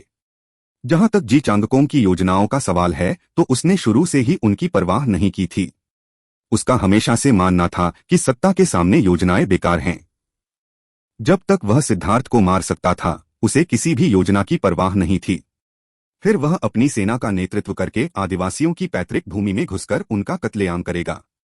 भले ही उनके पास फाउंडेशन फोर्जिंग विशेषज्ञ हों जो उसकी रखवाली कर रहे हों, फिर भी उसे पूरा भरोसा था कि वह पहली ही बार में उनकी वेदियों को नष्ट कर सकता है। एक बार वेदियां नष्ट हो जाने के बाद वे स्वर्ग के अभिशाप के अधीन हो जाएंगे और वध के लिए भेड़ों की तरह हो जाएंगे। उस समय भ्रष्ट मार्ग न केवल अपने भ्रष्ट हथियारों के लिए बलिदान चढ़ा सकता था, बल्कि वे उनके संसाधनों को भी बेरहमी से छीन सकते थे। वह पहले से ही इसके लिए अधीर हो रहा था। ज़ुयू को उम्मीद थी कि जब तक सिद्धार्थ आएगा मेंग्क्यू पहले से ही उसके हाथों में होगा। उस समय वह गुयांग और अन्य लोगों के सिर को उपहार के रूप में प्रदर्शित करेगा। वह अपनी खोई हुई प्रतिष्ठा वापस पाने का एकमात्र तरीका था। मार डालो, भ्रष्ट विशेषज्ञ दहाड़ते हुए आगे बढ़े। ज़ुयू के अलावा वे सभी हरकत में आ गए थे। रैंक 4 से नीचे के सभी सेलेस्टियल्स पीछे हट जाओ। आपको भाग लेने की कोई जरूरत नहीं है। आपको बस अपनी सुरक्षा करनी है, अन्यथा हम बॉस का सामना नहीं कर पाएंगे, गुयांग ने चिल्लाया। पवन मंत्र मंडप के आदिवासी और शिष्य चौंक गए। इस तरह क्या युद्ध में भाग लेने वाला एकमात्र व्यक्ति फेंग गेयन नहीं होगा? सब लोग पीछे हट जाओ, शी कैंग ने अपने लोगों को आदेश दिया। इस स्तर पर विशेषज्ञों की लड़ाई उन्हें सिर्फ शॉकवेव से मार सकती थी। हालांकि वह तैयार नहीं था, लेकिन उसे यह स्वीकार करना पड़ा कि इस स्तर की लड़ाई में वे भाग नहीं ले सकते थे। शी कैंग के चिल्लाने के बाद सभी आदिवासी तेजी से पीछे हट गए। युद्ध का मैदान मेंग्क्यू और अन्य लोगों के लिए छोड़ दिया गया था। जहां तक विंडचैंट पैवेलियन के शिष्यों का सवाल है, वे हिचकिचाए, लेकिन अंत में वे आदिवासियों के साथ पीछे हट गए। धमाका! चौथे दर्जे के एक सेलेस्टियल ने पहले ही गुयांग के साथ मुकाबला किया था। उस भयानक शक्ति ने शून्य को हिला दिया। गुयांग का भाला हिल गया और समुद्र से बाहर आने वाले ड्रैगन की तरह उसकी आभा फूट पड़ी। तीसरे दर्जे के दिव्य प्राणी के रूप में उसने हठपूर्वक इस चौथे दर्जे के दिव्य प्राणी को रोक लिया। वे दोनों क्रूर शक्ति सेनानी थे, इसलिए उनके आदान प्रदान विशेष रूप से जोरदार थे। दूसरी ओर यूजीफेंग पिछले भालाधारी रैंक 4 सेलेस्टियल के साथ लड़ रहा था। तलवार क्यूई फट गई और भाले की छवियों ने आकाश को हिला दिया। कोई भी पक्ष लाभ नहीं उठा सका। मेंग्क्यू इन विशेषज्ञों को मारने के लिए फिर से एक बड़े पैमाने पर आत्मा कला का उपयोग करने वाली थी जब उसका दिल कांप उठा। तलवार क्यूई की एक भयानक किरण ने उसे बंद कर दिया। आत्मा दमनकारी मीनार उसके सामने प्रकट हुई, जिसने तलवार क्यूई को रोक दिया। यह एक अत्यंत शक्तिशाली हमला था और आत्मा दमनकारी मीनार कांप उठी। यह वास्तव में पीछे की ओर धकेल दिया गया था और मेंग्क्यू को अपनी आत्मा में दर्द का एक विस्फोट महसूस हुआ। इस हमले में एक आध्यात्मिक हमला भी शामिल था। एक शारीरिक हमले में आध्यात्मिक पहलू को शामिल करना मेंग्क्यू को चौंका देता है। अब जाकर उसे पता चला कि उस पर हमला करने वाला कौन था। यह एक महिला थी और भ्रष्ट पद के चौथे दर्जे के दिव्य व्यक्तियों में से एक थी। क्या तुम उत्सुक हो? तो मैं तुम्हें आत्मा मार्शल द्वैत साधना की शक्ति दिखाऊंगी। महिला ने अपनी तलवार उठाई और तलवार के फूल अचानक उसके सामने प्रकट हुए। वे तलवार की रोशनी की लाखों किरणों में बदल गए जो मेंग्क्यू की ओर बढ़ गईं। मेंग्क्यू ने तेजी से हाथ की मुहरें बनाई और आत्मा दमन टॉवर तेजी से बढ़ता गया, 300 मीटर ऊंचा हो गया। यह हवा में घूमता था और उसके दुश्मन की तलवार की रोशनी इसके संपर्क में आते ही बिखर जाती थी। मुझे पता था कि तुम्हारा टावर अजीब है, फिर भी मर जाओगे। अचानक मेंग्क्यू के पीछे से एक आवाज गूंजी जिसने उसे चौंका दिया। इस भ्रष्ट महिला की साधना अत्यंत भयानक थी। यह अज्ञात था कि उसने अचानक मेंग्क्यू के पीछे क्या किया था, जबकि वह तलवार की रोशनी से विचलित थी। भ्रष्ट महिला ने अचानक चुपके से हमला किया जो प्रतिक्रिया करने के लिए बहुत तेज था। भले ही उस पर छिपकर हमला किया जा रहा था, मेंग्क्यू के हाव भाव नहीं बदले। उसने अपना सिर हिलाया। माफ करना, सिद्धार्थ ने कहा है कि मेरी जिंदगी अब सिर्फ मेरी नहीं है। यह उन सभी की है जो मुझसे प्यार करते हैं, इसलिए मैं मर नहीं सकती। भ्रष्ट महिला को अचानक लगा कि कुछ गड़बड़ है। मेंग्क्यू द्वारा बनाई गई हाथ की मुहर को देखकर उसकी अभिव्यक्ति बदल गई। एक भयंकर गर्जना ने आसमान को हिलाकर रख दिया। एक बहुत बड़ी आकृति दिखाई दी और उसका एक पंख उसकी ओर बढ़ रहा था। उस विशाल पंख ने उसे हथौड़े की तरह मारा और उसे जमीन पर पटक दिया। 8वीं रैंक का अर्थ ड्रैगन वह जमीन से रेंगती हुई ऊपर आई, उसके मुंह के कोने से खून टपक रहा था। उसने चौंक कर अर्थ ड्रैगन को देखा जो लगातार अपने पंख फड़फड़ाने के बावजूद अभी भी आसमान से तेजी से नीचे उतर रहा था। धमाका! पृथ्वी ड्रैगन जमीन पर गिर गया और पीछे एक बहुत बड़ा गड्ढा छोड़ गया। हालांकि उसके पंख थे, लेकिन उसका शरीर उड़ने के लिए बहुत भारी था। अचानक उसने अपना मुंह खोला और गर्मी की एक ज्वलंत लहर ने भ्रष्ट महिला पर हमला किया। ड्रैगन की सांस ने आग का एक ऐसा समुद्र छोड़ा जो तेजी से फैल गया। भ्रष्ट महिला को आग की लपटों में डूबने से पहले बचने का कोई मौका नहीं मिला। अनगिनत दयनीय चीखें गूंज उठीं। पृथ्वी ड्रैगन की अग्नि की सांस ने एक विशाल क्षेत्र को कवर किया और कुछ भ्रष्ट विशेषज्ञ कोयले में जल गए। अर्थ ड्रैगन गोल्डन ब्लेज को बीस्ट फ्लेम रैंकिंग में पहला स्थान मिला था और यह 6ठी रैंक के अर्थ ड्रैगन की बीस्ट फ्लेम थी। अब जब यह 8वीं रैंक के अर्थ ड्रैगन से आ रही थी तो इसकी शक्ति और भी अविश्वसनीय थी। यहां तक कि समुद्री विस्तार विशेषज्ञ भी इसे रोकने में असमर्थ थे, अगर उनके पास सुरक्षात्मक खजाना आइटम नहीं थे। और खुद को बचाने के लिए एक खजाना आइटम को सक्रिय करने के लिए कम से कम मध्यम ग्रेड स्तर तक पहुंचने के लिए खजाना आइटम की आवश्यकता थी। यह ऐसी चीज नहीं थी जो हर किसी के पास हो। ड्रैगन की सांस की एक ही लहर ने सैकड़ों भ्रष्ट विशेषज्ञों को मार डाला। जब ड्रैगन की सांस फीकी पड़ गई तो पता चला कि भ्रष्ट महिला तलवार की रोशनी से घिरी हुई थी। उसने अपने खजाने की असली शक्ति को सक्रिय करते हुए मेंग-क्यू की ओर गोली चलाई। उसने आखिरकार मेंग-क्यू की शक्ति को समझ लिया और बिल्कुल भी पीछे नहीं हटी। उसकी तलवार एक चौंकाने वाले आकार की हो गई और तलवार क्यू ने आकाश को भर दिया। वह तलवार क्यू नकली के साथ मिश्रित थी। उनमें से कुछ असली तलवार क्यू नहीं थे और केवल आध्यात्मिक शक्ति से संघनित थे। हालांकि अंतर बताना मुश्किल था। यह आत्मा मार्शल दोहरी साधना का आतंक था। यदि आप आध्यात्मिक हमले को शारीरिक हमले के रूप में या इसके विपरीत लेते हैं तो आपको बहुत कष्ट होगा। भ्रष्ट मार्ग में इस महिला का स्थान बहुत ऊंचा था और उसकी आत्मा मार्शल द्वैत साधना का कौशल चौंकाने वाला था। इसलिए उसके पास प्रतिस्पर्धा करने के लिए बहुत कम प्रतिद्वंद्वी थे।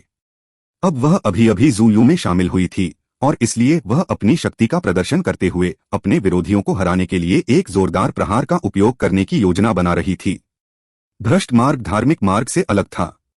उनके सिद्धांत बेहद सरल थे। जीवन का अर्थ है योग्यतम का जीवित रहना। एकमात्र महत्वपूर्ण चीज थी शक्ति।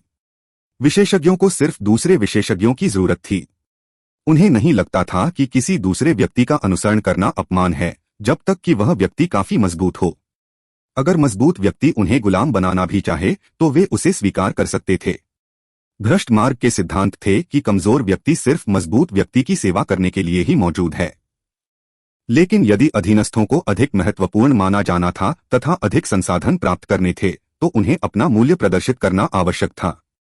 मेंग-क्यू ने शारीरिक हमलों को रोकने के लिए आत्मा दमन टॉवर का इस्तेमाल किया जबकि व्यक्तिगत रूप से आध्यात्मिक हमलों को रोका। उसी समय वह पृथ्वी ड्रैगन को हमला करने के लिए भी नियंत्रित कर रही थी।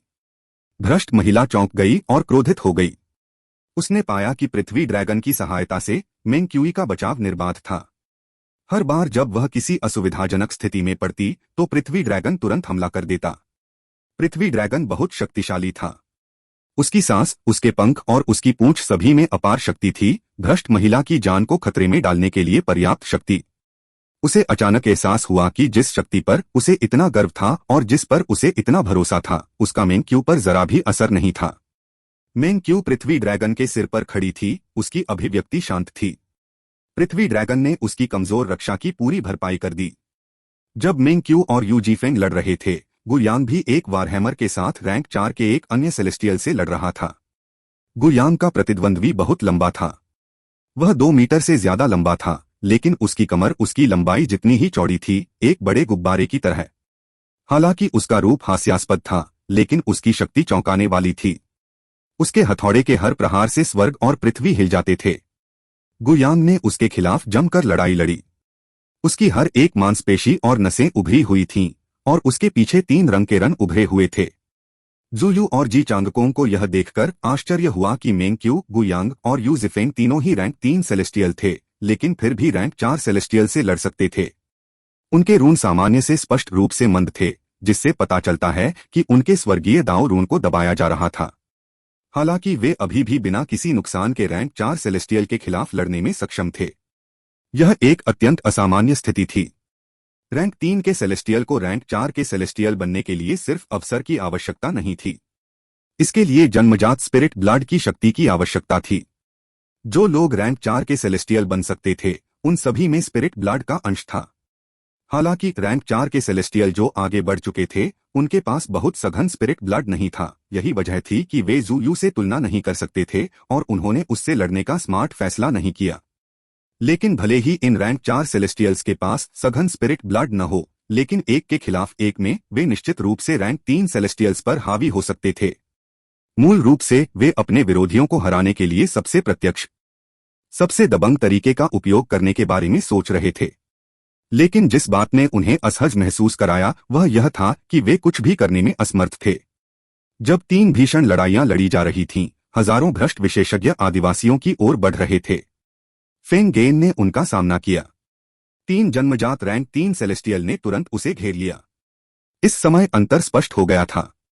फेंग गेन भी चौथे दर्जे का दिव्य था, लेकिन इन तीनों के खिलाफ लड़ना बहुत कठिन था। आमतौर पर रैंक 4 का सेलेस्टियल 8 जन्मजात रैंक 3 सेलेस्टियल से लड़ने में सक्षम होगा। मजबूत सेलेस्टियल 1 के खिलाफ 10 जीतने में भी सक्षम हो सकते हैं। लेकिन फेंग गेन गरीब मूल से आया था और उसका संप्रदाय उसे केवल सीमित संसाधन ही दे सकता था। उसका खजाना आइटम केवल मध्यम श्रेणी का था और उसका आधार भ्रष्ट पथ के रैंक 3 सेलेस्टियल्स जितना भी अच्छा नहीं था। वह अन्य रैंक 4 सेलेस्टियल्स के खिलाफ लड़ने के लिए योग्य नहीं था। यह ठीक इसलिए था क्योंकि झेंग मिंगकोंग फेंग गेन की ताकत को जानता था, इसलिए उसने यह कहने की हिम्मत की कि वह उसे मार देगा। उसे इस बात का पूरा भरोसा था। फेंग गेन को इन 3 भ्रष्ट विशेषज्ञों के खिलाफ बराबरी बनाए रखने के लिए पूरी ताकत से लड़ना पड़ा। यह देखकर अन्य भ्रष्ट विशेषज्ञों ने उसे अनदेखा कर दिया और सोंग मिंगयुआन और ली क्यू की ओर बढ़ते रहे। वे दोनों आदिवासियों के सामने अंतिम बचाव थे। जब तक वे उनसे आगे निकल जाते तब तक वे नरसंहार झेल सकते थे। महान मिट्टी के भाले लीची ने अपने दोनों हाथ जमीन पर थपथपाए और उसमें से अनगिनत भाले निकले। लेकिन इस बार भ्रष्ट विशेषज्ञ तैयार थे। उनकी पीठ पर पंख दिखाई दिए और वे आसमान में उछल पड़े और जमीन से निकले भालों को आसानी से चकमा दे दिया। हम्मा, क्या आपको लगता है कि हम बेवकूफ हैं क्या? भ्रष्ट विशेषज्ञों के तिरस्कारपूर्ण भाव बदल गए। ली क्यू ने भाले बुलाए, सोंग मिंगयुआन ने हाथ की मुहरें बनाई। जमीन जोर से हिली। जमीन से निकले भाले तीर की तरह निकले और उनके बीच में घुस गए। भ्रष्ट विशेषज्ञ भयभीत थे। पहले उन्होंने इन भालों को बांस की तरह जमीन से उगते देखा था, इसलिए उन्हें लगा कि ये भाले जमीन से बाहर नहीं निकल सकते। लेकिन अब उनमें से हजारों हवा में उड़ रहे थे। भ्रष्ट विशेषज्ञों ने घबराकर चीखें निकाली। जो लोग मारे गए थे वे मिट्टी की मूर्तियों में बदल गए थे जो जमीन पर गिरकर टूट गए। इन भालों का सबसे भयानक पहलू यह था कि इनमें बहुत ज्यादा शक्तिशाली पृथ्वी ऊर्जा होती थी। जब यह किसी व्यक्ति के शरीर पर हमला करता था तो उसे पृथ्वी में बदल देता था। यह वही चाल थी जिसने एक बार उन दोनों पर हमला किया था। हालांकि इस बार ली क्यू और सॉन मिंगयुआन ऊर्जा को नियंत्रित कर रहे थे। परिणाम तब से 100 गुना बेहतर था जब पृथ्वी आत्मा मन का इसका उपयोग कर रहा था। इसके विपरीत वे जानते थे कि किसी व्यक्ति की कमजोरियों पर कैसे हमला किया जाए। हालांकि इस तरह का बड़े पैमाने पर हमला केवल कमजोर विशेषज्ञों के खिलाफ ही प्रभावी था। कई रैंक 3 सेलेस्टियल ने अपने हाथों को हिलाया, जिससे उनके खजाने की वस्तुएं सक्रिय हो गईं। भाले अलग हो गए और वे उन दोनों की ओर वापस चले गए। पृथ्वी आत्मा युद्ध कवच। ली क्यू और सोंग मिंगयुआन दोनों ने हाथ की मुहरें बनाई। पृथ्वी की ऊर्जा फूट पड़ी और सभी की चौंकती निगाहों के सामने जमीन मुड़ गई और उनके चारों ओर लिपट गई। वे 30 मीटर ऊंचे 2 पृथ्वी के विशालकाय बन गए। उनके हाथों में पृथ्वी के खंभे दिखाई दिए और वे रून से ढके हुए थे। लोगों को यह भी महसूस हो रहा था कि जमीन उनके शरीर में अनंत ऊर्जा भेज रही है। धमाका! उनके हथियार जमीन पर टूट पड़े। जमीन हिल गई और फिर उसमें से बड़ी बड़ी तलवारें निकली। उनमें से हर एक 1 मील लंबी थी। सामने खड़ा भ्रष्ट विशेषज्ञ गुस्से से दहाड़ उठा और अपने खजाने की वस्तु को काट डाला। उसने एक एक करके विशाल पृथ्वी तलवारों को चकनाचूर कर दिया। लेकिन तुलनात्मक रूप से कमजोर लोगों के पास वह क्षमता नहीं थी। जब उनके हथियार विशाल तलवारों से टकराते थे तो ऐसा लगता था जैसे उन्होंने अटूट पत्थरों पर वार किया हो। उन्हें खून की उल्टी हुई। केवल 30 रैंक के सेलेस्टियल ही इसे पार करने में कामयाब रहे। उन्होंने 2 पृथ्वी दिग्गजों पर हमला किया। सोंग मिंगयुआन का पृथ्वी स्तंभ उनमें से एक की ओर टूट गया। उस विशेषज्ञ ने अपनी पूरी ताकत से बचाव किया, लेकिन वह टुकड़े टुकड़े हो गया। हवा में खून भर गया, जिससे अन्य विशेषज्ञ चौंक गए।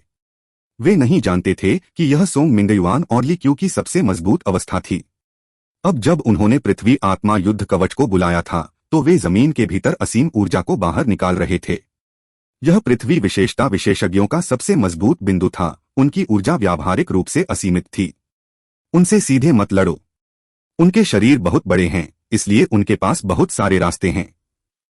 अलग हो जाओ और हमला करो, भ्रष्ट विशेषज्ञों में से एक चिल्लाया। वह एक ऐसा व्यक्ति था जो बहुत सारी लड़ाइयों से गुजरा था, और उसने तुरंत देखा कि इस अवस्था में वे दोनों शक्तिशाली थे, लेकिन उनकी हरकतें अनाड़ी थीं। यह एक घातक कमजोरी थी। भ्रष्ट विशेषज्ञ जल्दी से फैल गए। उन्होंने देखा कि जब ये दो पृथ्वी के दिग्गज हमला करते हैं, तो उनकी चाल बहुत स्पष्ट और भविष्यवाणी करना आसान होता है। मर जाओ, भ्रष्ट विशेषज्ञों में से एक ने ली क्यू के सिर पर अपना हथियार वार किया। यह उसकी पूरी ताकत का वार था, और उसने ली क्यू के विशाल सिर पर एक छोटा सा निशान बना दिया। वह घाव तुरंत ठीक हो गया, और ली क्वी पर कोई असर नहीं पड़ा। सावधान, वह व्यक्ति दंग रह गया। उसके साथी ने उसे चेतावनी दी, और उसने अचानक महसूस किया कि दो बड़े हाथ उसकी ओर ताली बजा रहे थे, जैसे कोई व्यक्ति मक्खी मारने की कोशिश कर रहा हो। धमाका! वह विशेषज्ञ चपटा हो गया। कागज के टुकड़े जितना पतला, वह विशालकाय के हाथों से गिर गया। उनसे सीधे मत लड़ो। अलग हो जाओ। हम इसे संभाल लेंगे, बाकी सब जाकर आदिवासियों को मार डालो, तीसरे दर्जे के सेलेस्टियल में से एक चिल्लाया। उन्होंने दोनों दिग्गजों को घेर लिया। अन्य भ्रष्ट शिष्यों ने आदिवासियों की ओर गोली चलाई। उनके चेहरों पर खूनी मुस्कान थी। आदिवासियों के पास अब कोई गार्ड नहीं था। भाइयों, डरो मत। पूरी ताकत से आगे बढ़ो। उन्हें एक एक करके मार डालो। अगर तुम दो को मार देते हो तो तुम्हें मुनाफा होगा, जियाओ फेई चिल्लाया।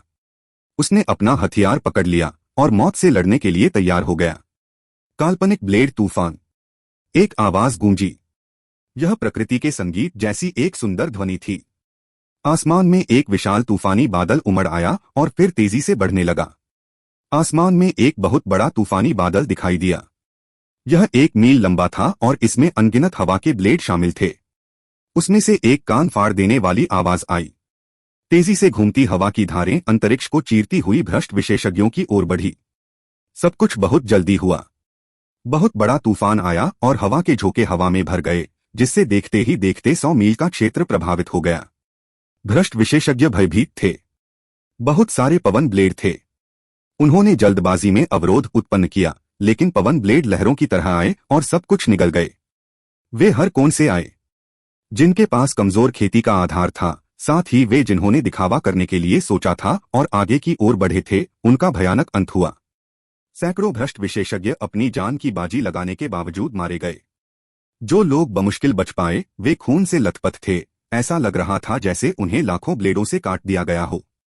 सभी ने जल्दी से आसमान की ओर देखा तो एक खूबसूरत महिला खड़ी थी। उसके कपड़े और बाल लहरा रहे थे। वह ऐसी लग रही थी जैसे कोई अमर देवी दुनिया पर उतर आई हो। तांग वानर अंधीन हवा के ब्लेड से घिरी हुई थी। शून्य लगातार घूम रहा था, जिससे वह और भी भव्य और अधिक वीर दिखाई दे रही थी। मैं समय पर यहां पहुंच गई। तांग वानर ने युद्ध के मैदान को देखा और राहत की सांस ली। जैसे ही उसे गुओ रैन की सूचना मिली, वह यहां पहुंच गई। वास्तव में 2 ऐसी खूबसूरत महिलाएं हैं, और उनकी 2 पूरी तरह से अलग शैलियां हैं। हे, ऐसा लगता है कि महिलाओं के साथ मेरी किस्मत खराब नहीं है। तांग वानर को देखकर जू यू चौंका और प्रसन्न हुआ। वह स्वाभाविक रूप से कामुक था, और तांग वानर सिर्फ एक सुंदरी नहीं थी। वह एक तरह की बेहद दृढ़ इच्छा शक्ति वाली और मजबूत सुंदरी थी। जू यू ने उसके जैसी सुंदरता पहले कभी नहीं देखी थी। जब वह दिखाई दी तो जू यू ने इस बात पर संकोच किया कि उसे व्यक्तिगत रूप से उसे पकड़ने के लिए कार्रवाई करनी चाहिए या नहीं, लेकिन अंत में वह आगे नहीं बढ़ा। भ्रष्ट मार्ग धार्मिक मार्ग से अलग था। उन्हें युद्ध से डर नहीं लगता था। उनके विशेषज्ञों के लिए यह अस्तित्व का खेल था जहां कमजोर लोग हार जाते थे। जितनी अधिक प्रतिकूल परिस्थितियों में आप जीवित रह सकते थे, उतना ही यह साबित होता था कि आप शक्तिशाली, चतुर और भाग्यशाली हैं। केवल ऐसा व्यक्ति ही संवारने योग्य है। भ्रष्ट मार्ग के लोगों की संख्या कम थी, लेकिन वे कुलीनों में कुलीन थे। हर बार जब वे धर्मी मार्ग के खिलाफ लड़ते थे तो वे इसे एक परीक्षा के रूप में देखते थे। भ्रष्ट मार्ग ने अपने शिष्यों को चुनने के लिए उन परीक्षाओं का उपयोग किया। ये भ्रष्ट मार्ग के अलिखित नियम थे जो प्रतिभावान लोगों को आगे बढ़ाने के लिए थे। यह गारंटी देने का एकमात्र तरीका था कि उनके संसाधनों का सही लोगों पर उपयोग किया जाए, जिससे अनावश्यक बर्बादी से बचा जा सके। इसके अलावा शक्तिशाली पृष्ठभूमि होने और विशेष व्यवहार पाने जैसी कोई चीज नहीं थी। यहां तक कि अद्वितीय विशेषज्ञों के बच्चों को भी नीचे से ऊपर तक पहुंचने के लिए हत्या करनी पड़ती थी। कुछ साधारण देखभाल के अलावा उन्हें किसी भी तरह का प्यार नहीं मिलता था। धर्मी मार्ग इसके बिल्कुल विपरीत था। संसाधन केवल अपने लोगों को ही दिए जाते थे। भले ही उनकी प्रतिभा साधारण हो, वे संसाधनों को ढेर करके उन्हें जितना संभव हो उतना ऊंचा उठाते थे। इसी से फेंग गेन जैसा अस्तित्व बना था। प्रतिभावान शिष्यों को बहुत अधिक संसाधन प्राप्त नहीं हो पाते थे। कई संप्रदाय बाहरी लोगों को लाभ पहुंचाने के बजाय अपने संसाधनों को अपने परिवारों पर बर्बाद करना पसंद करते थे। तांग वानेर के आगमन ने ली क्यू और सोंग मिंगुआन को आराम करने का मौका दिया। वे अच्छी तरह जानते थे कि उनका यह विशाल रूप पर्याप्त रूप से फुर्तीला नहीं था। हालांकि यह उनकी सबसे मजबूत युद्ध स्थिति थी, क्योंकि उनके रूप बहुत बड़े थे। इसने पूर्ण शक्ति और रक्षा के लिए चपलता का त्याग किया। वे सभी की रक्षा करने में सक्षम होने के बारे में आश्वस्त नहीं थे। अब जब तान वानेर यहां आ गया था तो वह चिंता गायब हो गई। उन्होंने भ्रष्ट विशेषज्ञों के खिलाफ पूर्ण हमला शुरू कर दिया। तांग वानेर के आने के कारण अन्य भ्रष्ट विशेषज्ञ पीछे हट गए थे। पवन विशेषता हमले बहुत भयानक थे। उनके पास न केवल अपार विनाशकारी शक्ति थी, बल्कि उनका दायरा भी चौंकाने वाला था। अगर साधारण सेलेस्टियल यहां आते तो वे सिर्फ तोप का चारा होते। सभी बचे हुए रैंक 3 सेलेस्टियल मेरे साथ हमला करें। सॉन्ग मिंगुआन और ली क्यूई से लड़ने वाले जन्मजात रैंक 3 सेलेस्टियल में से एक ने तांग वानेर पर हमला किया। उसके पीछे दर्जनों अन्य रैंक 3 सेलेस्टियल थे। तांग वानेर मूल रूप से हाथ की मुहरें बना रही थी जब उसे मेंग क्यू से आध्यात्मिक संदेश मिला। उसने अपनी मूल हाथ की मुहरें बंद कर दी और नई मुहरें बना लीं। उसके हाथ की मुहरों में परिवर्तन के बाद अनंत पवन ऊर्जा उसके चारों ओर लाखों पवन ब्लेडों में संघनित हो गई। उसके चारों ओर का स्थान एक चक्रवात बन गया जिसने उसके हमलावरों को घेर लिया। भ्रष्ट विशेषज्ञों ने लापरवाही बरतने की हिम्मत नहीं की। उन्होंने अपनी पूरी ताकत से अवरोध लगाया, लेकिन वे यह देखकर भयभीत हो गए कि ये पवन ब्लेड अत्यधिक शक्तिशाली थे। हालांकि जब उन्होंने पूरी ताकत लगाई तो वे पवन ब्लेड को तोड़ने में सक्षम थे, लेकिन वह उनमें से अधिक को बुलाने में सक्षम थी। भ्रष्ट विशेषज्ञ उसके पास जाने में असमर्थ थे। हे भगवान, क्या सिद्धार्थ का अनुसरण करने वाले सभी लोग ऐसे ही हैं? उनमें से प्रत्येक पिछले वाले से ज्यादा भयानक कैसे है? ज़ियो फेई दंग रह गया। वह पहले से ही तीसरे दर्जे का दिव्य व्यक्ति था और उसने अपनी रक्तरेखा शक्ति को जागृत कर लिया था। लेकिन जिस बात ने उसे अवाक कर दिया वह यह थी कि भले ही वह स्वर्गीय दाऊस के अभिशाप से मुक्त था, लेकिन उसके और उनके बीच का अंतर बहुत बड़ा था। ऐसा लग रहा था कि उनकी तरफ से लड़ने वाले सभी लोगों में से केवल चौथे नंबर का सेलेस्टियल फेंग गेन सबसे कमजोर था। इसका कोई मतलब नहीं था। मिंग क्यू, गुयांग, सोंग मिंगयुआन, ली क्यू और तांग वानेर सभी चौंकाने वाले शक्तिशाली थे। स्टोन जनजाति के एक विशेषज्ञ ने कहा, हम वास्तव में मूर्ख थे। अपनी थोड़ी सी शक्ति से हम सिद्धार्थ को बचाना चाहते थे। हमने बस उसके लिए परेशानी खड़ी की। वे सभी शर्मिंदा और पछतावे में थे। वे खुद से बहुत नफरत करते थे क्योंकि वे बहुत मूर्ख थे और अपनी शक्ति को बहुत ज्यादा आंकते थे। अगर सिद्धार्थ जैसा कोई व्यक्ति वास्तव में खतरे में था तो क्या उनके जैसे लोग वास्तव में उसे बचा पाएंगे? इन आदिवासियों ने देखा था कि सिद्धार्थ को बुरी तरह से शिकार बनाया जा रहा है, इसलिए उन्होंने सिद्धार्थ के बच निकलने की संभावना को थोड़ा बढ़ाने के लिए सावधानी बरती थी। लेकिन उन्हें उम्मीद नहीं थी कि उनकी उग्रता उन्हें किसी के जाल में फंसा देगी। अब वे अपने ही आदिवासियों को फंसा रहे थे जो उन्हें बचाने के बारे में सोच रहे थे। लेकिन ऐसी विकट परिस्थिति में भी सिद्धार्थ के लोग उन्हें बचाने के लिए एक एक करके इस जाल में फंसते जा रहे थे। फेंग गेन का अनुसरण करने वाले और सिद्धार्थ की पूजा करने वालों को यह स्वाद पसंद नहीं आया। उनके पास इस लड़ाई में भाग लेने की योग्यता भी नहीं थी। फेंग गेन को देखकर, जो 3 रैंक 3 सेलेस्टियल से घिरा हुआ था, वे भावुक होकर आहें भरने लगे। तुम छिपकर हमला करना चाहते हो? मर जाओ। जबकि तांग वानेर दर्जनों भ्रष्ट विशेषज्ञों से उलझी हुई थी, भ्रष्ट विशेषज्ञों का एक दस्ता उसकी लड़ाई से बच निकला जो जियाओफी और अन्य को मारना चाहता था। नतीजतन एक विशाल पवन ब्लेड उड़ गया। रास्ते में वह विशाल पवन ब्लेड अचानक लाखों छोटे नाखून के आकार के पवन ब्लेडों में फट गया, जो उनके ऊपर उछल पड़े। दौड़ना, लेकिन बहुत देर हो चुकी थी। अब जबकि तान वानर समुद्र विस्तार की ओर बढ़ चुकी थी, उसका आध्यात्मिक युवान अविश्वसनीय रूप से विशाल था।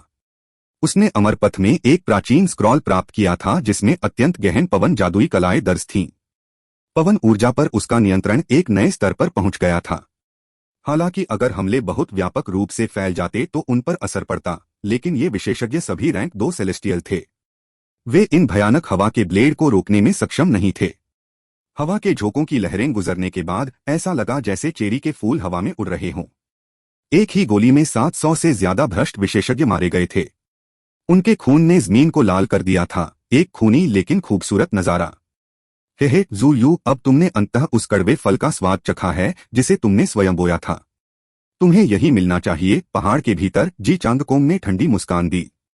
जी चांगकोंग की मूल योजना उन्हें एक एक करके पकड़ना था। यह बहुत आसान होता, लेकिन इस बेवकूफ जूयू को यह भी नहीं पता था कि सिद्धार्थ कितना भयानक था। फीनिक्स गौरैया के साथ नहीं उड़ते थे, ड्रैगन लोचेस के साथ नहीं तैरते थे।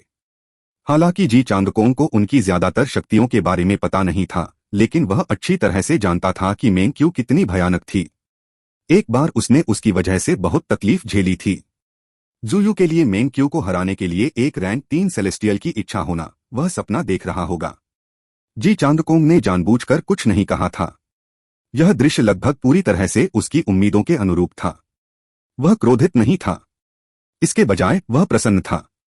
जब तक जूयू व्यक्तिगत रूप से कार्रवाई नहीं करता, उसके अधीनस्थ निश्चित रूप से इसे संभालने में सक्षम नहीं होंगे। लेकिन एक बार जब वह व्यक्तिगत रूप से कार्रवाई करता तो यह साबित हो जाता कि उसके पास कोई अन्य विकल्प नहीं बचा था। उसकी अभिव्यक्ति निश्चित रूप से एक बेवकूफ की तरह थी जिसने अभी अभी कुत्ते की गंदगी खाई हो। जूयू के चेहरे पर उस अद्भुत अभिव्यक्ति के बारे में सोचते हुए जी चांगकोंग को स्फूर्तिदायक ताजगी का एहसास हुआ। तांग वानर के हमले ने आखिरकार जूयू के चेहरे के भाव बदल दिए। उसने देखा कि तांग वानर वास्तव में अपनी असली शक्ति छिपा रही थी। वह निश्चित रूप से अपने वर्तमान दुश्मनों को तेजी से हरा सकती थी, लेकिन वह ऐसा नहीं कर रही थी। इससे वह थोड़ा असहज हो गया। उसके दिल में एक अजीब सी भावना जाग उठी। उसे लगा जैसे कुछ बुरा होने वाला है। वह बहुत उत्सुक था, अपनी वर्तमान शक्ति के साथ कौन संभवतः उसे धमकी दे सकता है। जैसे जैसे समय बीतता गया, वह अधिक से अधिक असहज होता गया। अंत में उसने आखिरकार तांग वानर को पकड़ने के लिए व्यक्तिगत रूप से आगे बढ़ने का फैसला किया। हाँ। अचानक हंसी की आवाज गूंज उठी। ड्रेक माउंटेन पर एक भयानक दबाव छा गया। आसमान में लोगों का एक समूह दिखाई दिया। जूयू और जी चांगकोंग के हाव भाव बदल गए। 10,000 से ज्यादा भ्रष्ट विशेषज्ञ सामने आए थे और उनमें से हर कोई अपना प्रभाव छोड़ रहा था। ऐसा लग रहा था कि वे सिर्फ दबाव से सबको कुचल देना चाहते थे। सामने वाला व्यक्ति बहुत लंबा था और उसकी खुली त्वचा का हर इंच निशानों से ढका हुआ था। उसका चेहरा विशेष रूप से जख्मी था, जिससे ऐसा लग रहा था कि उसके सिर को कई टुकड़ों में काट दिया गया था और फिर से जोड़ दिया गया था।